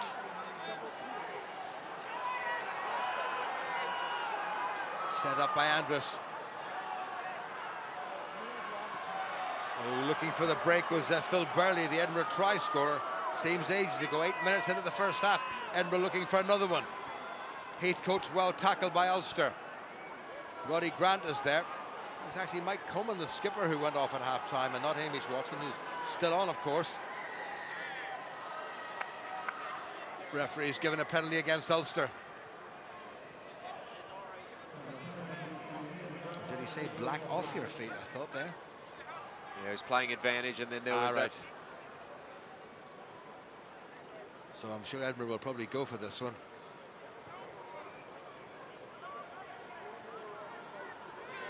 Nick Williams has been told he has to... Tackle has to be made using the arms, and Nick Williams has chopped an opponent. Not sure if we can see it. This is the ball coming back. There's Williams. Oh, he went straight to ground and the man fell over him. He said a dangerous tackle, dear me. It certainly looked as though his arms were involved in affecting that chop tackle. It's something Ulster worked very hard on, alternating between that chug tackle and when the time's right, going for the chop, and very difficult to get the arms around that small target in the ankle, particularly when that initial contact is with the shoulder. And anyway, that result is a penalty and opportunity for Edinburgh to work their way back into this game. Right. Just hear it. Leinster leading Zebra by 17-8, and Treviso have beaten Cardiff. Tom Heathcote has got a kick right, so that's 4 from 9 for him. but obviously for Ulster down to 14 men, the gap was closed to just 3 points. It's now Edinburgh 17 and Ulster 20, and we have still about 16 minutes to play. Nick Williams, I think, is coming off, and Luke Marshall has gone on, so Ulster have a full complement of backs, but they're going to be a man short on the forwards. Well, one of those mixed nights for Nick Williams. He's not sure why he's coming off, it seems, but it's a tactical movement. Humphries with the restart. Ulster really need to get back into this as quickly as possible. Visser takes, Gilroy takes Visser, who offloads to Ollie Atkins. Taken back into the 22, so Hart can't afford to kick straight to touch. Visser will certainly chase. Well taken by Louis Ludic. Visser gets him by the ankles. Pienaar.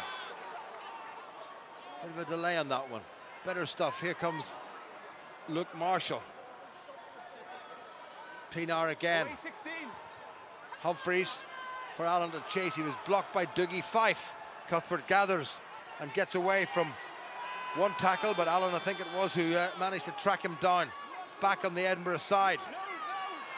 Good work by Lewis Stevenson. Slow ball. Will suit Ulster. Edinburgh trying to run it, and good work by Rob Herring. Straight through onto Heathcote.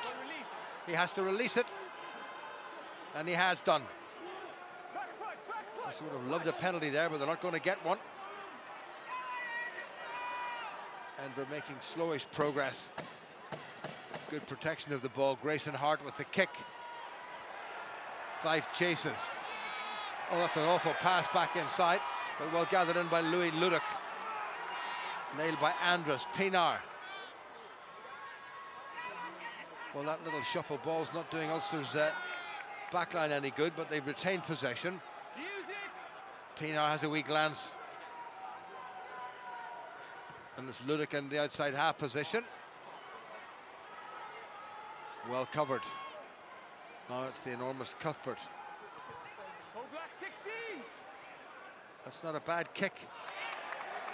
One bouncing into touch, and Ulster betwixt and between there. Craig Gilroy and Michael Allen, former schoolmates. White 11. White 11. 11. Change. Referee saying that it's Michael Allen is going off and Peter Nelson is coming on. And number 21 is warming up, who is Paul Marshall now. Are they going to bring Ian Humphries off and play Pienaar at outside half to maybe just control the game a little bit more?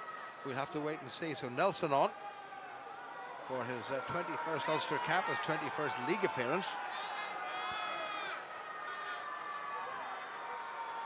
Good take by Van der Merwe.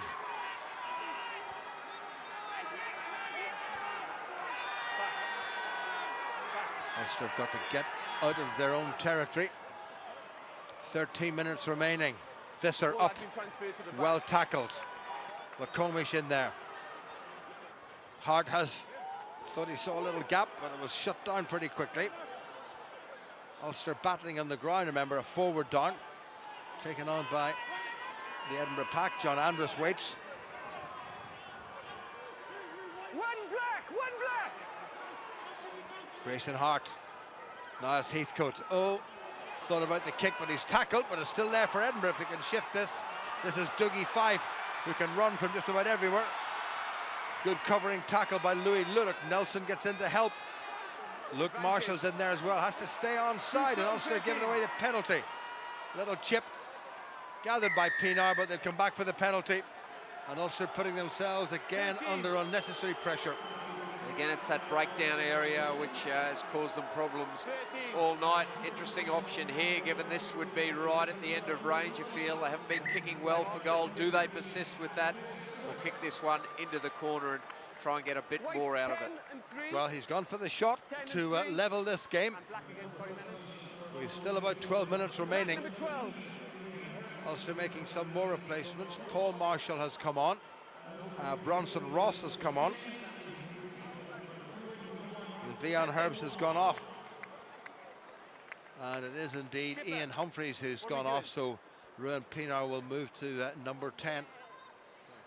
Mike Stanley, whom you may well have heard from earlier in the programme, or at half-time, still waiting to make his first appearance. Clive Ross warming up as well, and Mike Coman, it seems. No, it's not Mike Coman at all. It's Andres Strauss. He looks a lot like Mike Coman, is on for Edinburgh. So changes aplenty.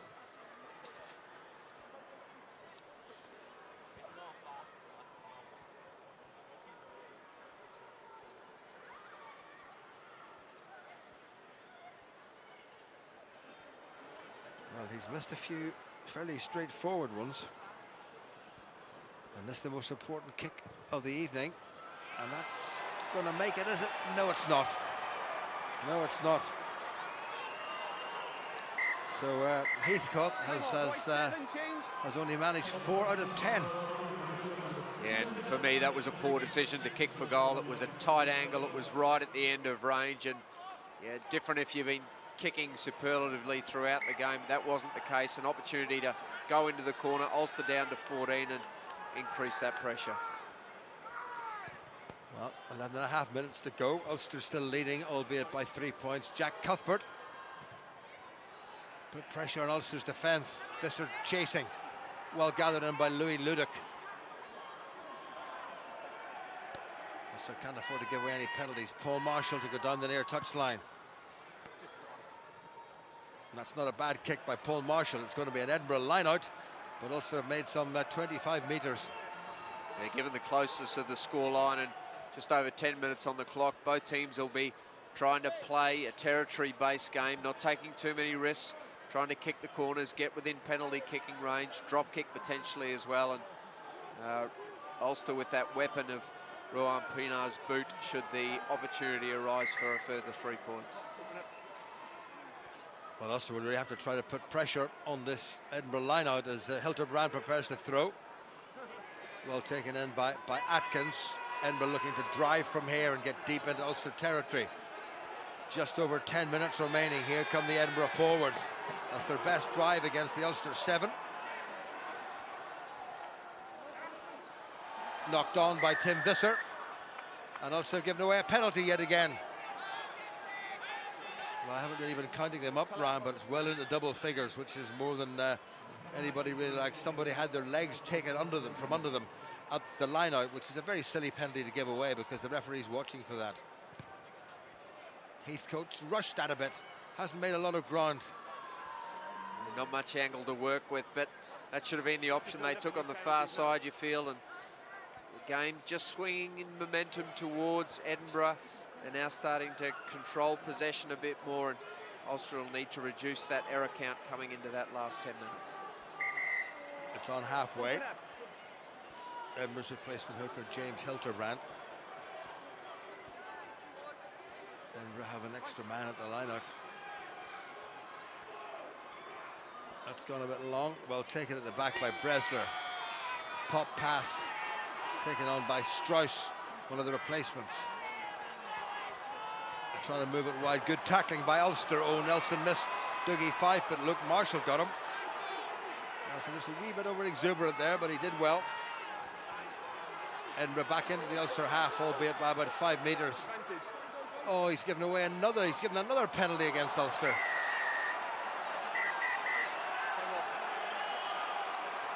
Well, he's going to have a word with Ulster's captain, Roger Wilson. He said not releasing in the tackle. It was number 18, Bronson Ross. He said the next man's going to be in the bin, which is the last thing Ulster want. And what's he going to do with this? He's going to go for possession, or position, I should say. He's got possession, and he's popped it into the corner, and it's worked out very nicely. And Edinburgh now within striking distance of the Ulster line, remember. An Edinburgh try, converted or otherwise, would give them the win here against 14-man Ulster. Well, that's a harsh one. I mean, Bronson Ross on the flat of his back. What is he meant to do? Yeah, all Edinburgh need to do now is maintain possession. There, the Ulster are on a warning. Another penalty will see them down to 13 men, and crucial for Edinburgh that they spend some time in Ulster's territory. A lot of fresh reserves on. The systems will be tested from the defensive point of view for Ulster, and it's about this set piece for Edinburgh. Grant Shields has come on, the replacement loose head prop for Edinburgh. This is the replacement hooker, Hilterbrand. Big line out this one. That didn't look straight. And that was not the time to put it in, as dear old Uncle Bill McLaren after him, the press box here, and Murrayfield is named Squint. Yeah, that's unforgivable error for Edinburgh. With time ticking away, that one was crucial, and they'll be looking for another opportunity to try and get their hands on the ball. Clive Ross, remember, on for Ulster. Lewis Stevenson on early in the second half. Well, that was nowhere near straight at all. So scrum this for Ulster. It's about 7 minutes remaining. Shields on the loose head side for Edinburgh against Ulster's replacement Bronson Ross. Rob Herring and Callum Black still there in the Ulster front row. Edinburgh looking to get the squeeze on Ulster, have no blindside flanker. Edinburgh do get the squeeze on Ulster, digging in. Wilson has to control this with no Williams. Wilson runs into Hamish Watson. Back on the Ulster side. Marshall. Pinar. Oh, we struck that nicely. It wasn't a lot of height, but it didn't need to be high. It needed to be accurate, and he's got it away. But all the pressure will be still coming from Edinburgh because they have the throw into this line-out. 6.5 minutes to go. 3 points between them. Yeah, and also look to put pressure on this line-out. It was shaky last time round, not going in straight, and referee calling them into the game. It's about patience for Edinburgh. Don't want to spend time looking at that clock, just need to go through their functions, secure this primary possession, and then get some time in the Ulster 22. Hildebrand, Ulster challenging. Looks like Ulster might have conceded a penalty there. Was it knocked forward? I think it was knocked forward. Oh, I don't believe he's done this. He sent Franco van der Merwe to the bin for taking the man out in the air at the line-out. Well, that's really put the cat among the pigeons. How Ulster can survive with 13 men, I don't know. So ball very much in Edinburgh's court, both literally and metaphorically. Yeah, well, the referee didn't really give himself any option. It wasn't the persistent offence that he gave the caution for, but he did say next penalty and a man's going to the bin. So very little leeway once you've made that comment. And Edinburgh now 3 points, probably not what they're after. With over 5 minutes left, if they can spend enough time here, they'll look to break Ulster down and get the maximum return to win this game. Well, they've won the line out. Ulster haven't been in the Edinburgh half for about 15 minutes. Here go the Edinburgh pack, looking for the decisive try. Ulster looking a bit wobbly, Edinburgh looking positive. They're over the line. The referee's got the hand out for the penalty against Ulster for bringing it down. Craig Gilroy comes out. This is Strauss. Referee still playing advantage to Edinburgh. Ulster might finish up with 12 men, never mind 13, if the referee applies what he's been saying. Here come Edinburgh again. Ollie Atkins tries to get it away into the last 5 minutes. Surely Edinburgh are going to win this game. It's gone loose, and the referee's bringing them back for the penalty against Ulster. Said the knockdown was deliberate. Well, he really has been pretty sore on Ulster. Maybe it's their own fault. Well, this will be a very interesting decision because this one's within kicking range, but will they go for 3 to get the draw? You suspect how well the driven line out went before, that they'll put this one in 5 metres out and try and reconstruct it. Well, a try here for Edinburgh would give them the win. 6. Discipline. You've got one in the bin. Go looking for another one now. Okay? It was Clive Ross was the man who gave away that penalty. And the referees told them that there's a chance that somebody else might just go into the bin. So is this the last chance for Edinburgh to win this game? A game that Ulster looked to have won. Well taken by Edinburgh. Ulster not competing. Ball's at the front. You can do what he wants. Referee says play on. John Andrews, who would love to score against the province of his birth, and he's doing a pretty decent job of it. Well tackled by Lewis Stevenson. Edinburgh still piling on all the pressure, scrabbling toward the line. They're only a metre away. Ulster dive in. Have they stolen that one? If they have, it'll be a minor miracle, and I think they have stolen it, you know. And Pinar waits and kicks and has to find his touch. And he has just about found it and no more. Well, how close is this? 3 minutes remaining, Ryan. Yeah, outstanding defence from Ulster, and clever not to engage in that line out. Some Some work done obviously with Alan Clark on that tactic as the ball went to the top and the lifter remained at the top. Ulster did not engage, and that robbed Edinburgh of the opportunity to set up that structured driving ball, which you felt probably would have resulted in a try. Well, all the pressure still coming from the men in black, and the men in white have held out. Remember, down to 13 men. Stuart McCluskey, red-carded. Franco van der Merwe, yellow-carded. Hilterbrand again. Edinburgh with the line-out advantage. Not straight. That's the second time Hilterbrand, in a crucial position, has made a real mess of the line-out throw. Yeah, real let off for Ulster. Look for them to try and just soak up possession now. Spend some time with the ball in hand, run that clock down. That's what they'll be looking for. I think you'll be looking for a cough drop after this game, Mr. Consul. This Edinburgh air is not to the liking of your old tonsils. Referee is saying, come on, Ulster, get on with it. So Luke Marshall, I think, is going to play in the back row for Ulster. Clive Ross has gone into the second row with Lewis Stevenson. Alan Solomons must be wondering what his side has to do to win this game. Under 2 minutes remaining, and Ulster have to put into the scrum. And this really is the scrum of scrums as far as this Ulster side are concerned.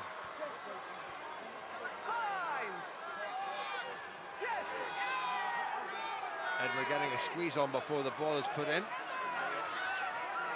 Well, that scrum is by no means straight. Edinburgh whip it round, well picked up by Ulster skipper Roger Wilson, who's made good ground. Good play by the Irish international. Marshall needed to put that a little bit further downfield. Here comes Cuthbert, who will have a go. Bronson Ross and Gilroy with the tackles. Just about a minute remaining. Hart, Roddy Grant, Heathcote. Now they're trying to move it wide. Strauss the replacement. Well tackled by Ulster. Hart yet again. Edinburgh trying to create something on the far side. Wonderful tackle there. I think it was Roger Wilson. Here goes Hart. Ball has gone loose. Nudged forward by Edinburgh. Ulster get the scrum. Just about 40 seconds or 50 seconds remaining. Have Ulster survived? Yeah, provided this scrum goes according to plan, they'll go through a couple of phases and kick the ball off, and they'll feel very relieved finishing this game with 13 men. But one little individual passage of play where they managed a couple of carries and a sublime offload by Nick Williams, and that created that safety zone, coupled with some very poor kicking from the tee from Edinburgh, it must be said, has allowed Ulster to escape with this victory. Well, it's not done and dusted. I don't think I've seen Ruan Pienaar just so animated since he's played such a major part in anything good that Ulster has done over the past 2 or 3 seasons. He's got the rest of this season and 2 more in harness with Ulster. May well be required to appear for South Africa in his 3rd World Cup. So the referee is saying to Ulster, hurry it up, please. The clock has started, 15 seconds remaining. Come on, Paul Marshall, don't be giving anything away silly now. You can't argue the toss. He's got to get it in. Stop spinning. Get the ball in, please. Now they go down. Marshall not in any rush, and he has to get it in. Doesn't matter what happens. We've now played 80 minutes. Scrum collapses untidily. Referee says, no, let's do it again. And if he looks at his watch, it will tell him that we've now played 80 minutes, according to my timepiece here, or the electronic one on the screen beside me. Have Ulster dug themselves out of the most amazing hole that they find themselves in. Remember, only 13 men they've got. Stuart McCluskey, red-carded. Franco van der Merwe, yellow-carded. Referee saying to Ulster, don't pull back to try to give away the penalty as the ball goes in. All I think they have to do, Ryan, is put it in and kick it into touch. Bronson Ross, who's having a pretty useful run as a replacement tight head prop in this, the mid to late part of the season. Down they go. Is this the last set piece? Will Ulster hold firm, and will they win this game? Good control by Wilson, who's been terrific again. Marshall, Pienaar, somewhere into the stand. If he can land it in Princess Street, he would. It doesn't really matter, and Ulster, amazingly, down to 13 men, have dug in and held on, and they've come away from Murrayfield with 4 very, very, very vital points. Yeah, they won't be overly happy with how they achieved the victory, but they'll be extremely happy with the points. Down to 13 men, defending on their own line. They'll be very satisfied heading home with those points in the bag. Edinburgh's inability to convert Ulster's indiscipline into points on the scoreboard through penalties has ultimately cost them this match.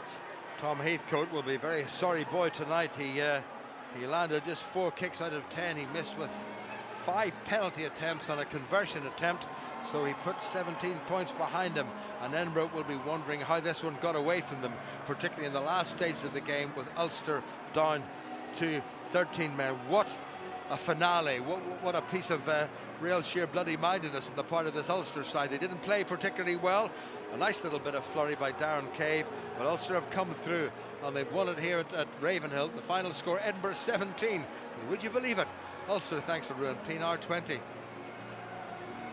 Well, it was ugly, but it was gutsy. It certainly wasn't pretty, but it definitely was resilient. 13-man Ulster, Andy, get out of jail. Yeah, quite clearly. I think we might have used up 2 cards on tonight's performance, but you know, it is what it is, and they did well. And they, for the last couple of minutes there, they dug in very, very deeply. I don't think the referee gave us many opportunities in that second half for sure. But credit to the boys, and I think Roger Wilson's got to put his hand up as well. I thought he had a cracking, another cracking game. I mean, great defensive effort, I have to say, for the last 10 minutes of the game in particular. It was the backs to the wall, certainly.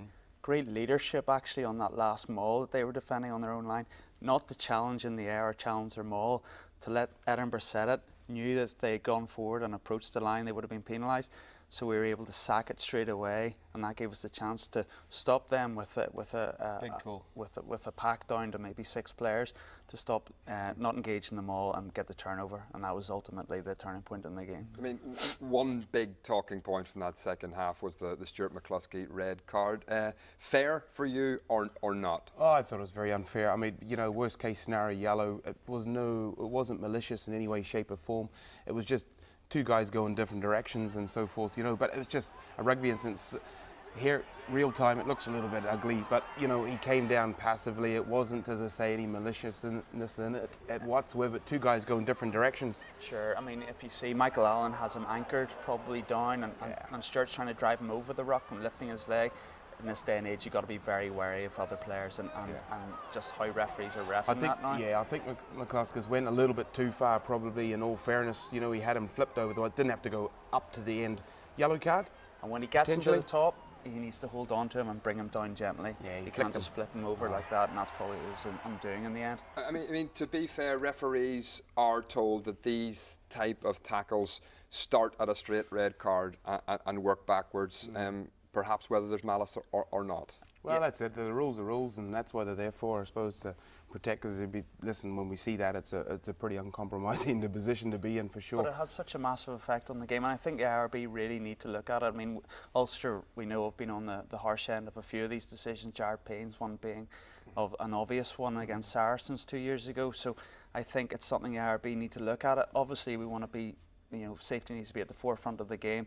But I don't think there was any threat to Hamish Watson in that case. It was just a bit of bad luck in the position he got himself into. It was certainly unfortunate, but there's definitely no malice in it. No, I don't think there's any malice in it, and that's not Stuart McCluskey either. You know, it's not the way he rolls. You know, so it was just difficult. You know, Mike Yellen's at the bottom, sort of anchoring the man as well, which didn't help. And he's trying to do one job. He didn't realise McCluskey's on the other doing the other job. So. It was just a bit of a messy looking scenario, but it is what it is. Can't turn back the clock, and unfortunately for McCluskey, he's going to have to go through a bit of a meeting or two. I mean, that was debatable, Paddy. What did you make of the yellow card? I think it was a culmination of a lot of penalties that Hodges had pinged us on throughout the game, and I think the referee, Leighton Hodges, just lost his patience by that stage. Franco's trying to compete for the ball in the air as he's coming down. He finds himself just protecting himself against the man. There's no malice again in it. Very harsh call, I think. I think he's going for the ball. That's ridiculous. Yellow card to be given away. 9 out of 10 times that's not even penalised, let alone a yellow card. It's So, just crazy. so we were on the wrong end of a few decisions. Marks out of 10 for the referee's performance tonight. No, I think he just let situations that, he wasn't consistent in any way, shape or form at the breakdown. For me, Edinburgh were off their feet more often than not, and in a lot of situations they did it exceptionally well and made a mess of it. Out of 10, I'd give him a 5. I think that's a fair point. I think Edinburgh were spoiling our ball. The tackle player was taking a long time to release the tackle player, giving the Edinburgh team a lot of chances to poach the ball. He probably didn't give us that leniency. He wasn't consistent for me whatsoever in that front. For if you were scoring it just on that scenario there, I'd give him a 2. But so you got to be fair. I mean, it's a two-way street, and frustration sets in too. If you're a player and you're seeing the referees letting them get away with certain things, you're doing exactly the same scenario 2 minutes down the line, you're not getting away with it, then frustration sets in, it becomes messy. It does become messy, boys get in the heat of the moment. But Paddy, 10 out of 10 for the Ulster score. It looked like it came straight off the training park, that one. It was, yeah, it looked like all the hallmarks of a Neil Doak set piece. Now, it didn't go to hand straight away, but the whole team kept their shape well. You see Darren Cave going to the outside ruck there, getting on his feet, knowing that Nick Williams is going to be taking that ball off Hendy and is backing up on the inside. And if you know Nick Williams is taking the ball at 100 miles an hour, there's a chance for an offload, and Darren sniffed that out. And poacher's Darren mentality. Cave, the man who can't stop scoring tries this season. Well, listen, credit where credit's due. Darren knows where that try line is for sure. He's got himself in some crazy positions to score tries. He's at the end of that ruck. He knows where to follow up the ball, where Nick's going to be, and where the offload might be. So, Hunter's mentality from him. Perfect. I mean, this was excellent, great score by Darren Cave, and Nick Williams did particularly well there.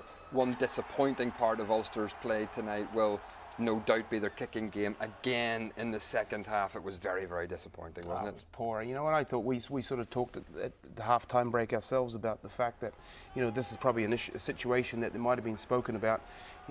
Poor kicking, it's just crazy. Poor, and it's very hard to get That's nothing to develop territory and possession whenever you aren't winning the kicking battle. You saw the one positive kick was from Rian Pinar, pinned the ball back into the corner, put Jack Cuthbert under pressure. He spilled the ball into that. We won the line-up, we developed our territory. We ended up getting a score from it. So that's the importance of a good kicking game. And it was sorely lacking today, unfortunately. No disrespect, that is just the most. This is unforgivable for me. He's in a position to catch it. That's speculative. That could have gone anywhere. It could have gone to an Edinburgh player. They could be under the post now. It's disappointing. I think whenever you're 40 points up, maybe that's the time to do something. The speculative no time is that, up, but you would have had your feet cut off if you were playing that day. I mean, Edinburgh must be absolutely kicking themselves. I mean, they missed 17 points. Excuse the pun, Stephen. Yeah, excuse the pun. 4 from 10 with the boot. Yeah. Heathcote will be very disappointed. They had enough opportunities tonight to win that match. Yeah, absolutely. They got themselves in situations and positions. I think it goes as Jim mentioned, 17 points were left out there today, and that's the importance of Ruhan was faultless. So he's worth his weight in gold. It'll certainly give Ulster briefly a big confidence boost. I mean, certainly going away from home and snatching a win like that. And in a tricky place to go and win in Murrayfield. Edinburgh's record's been very, very strong there. Correct. It's been strong in the last few months, home and away. So that's a very good win.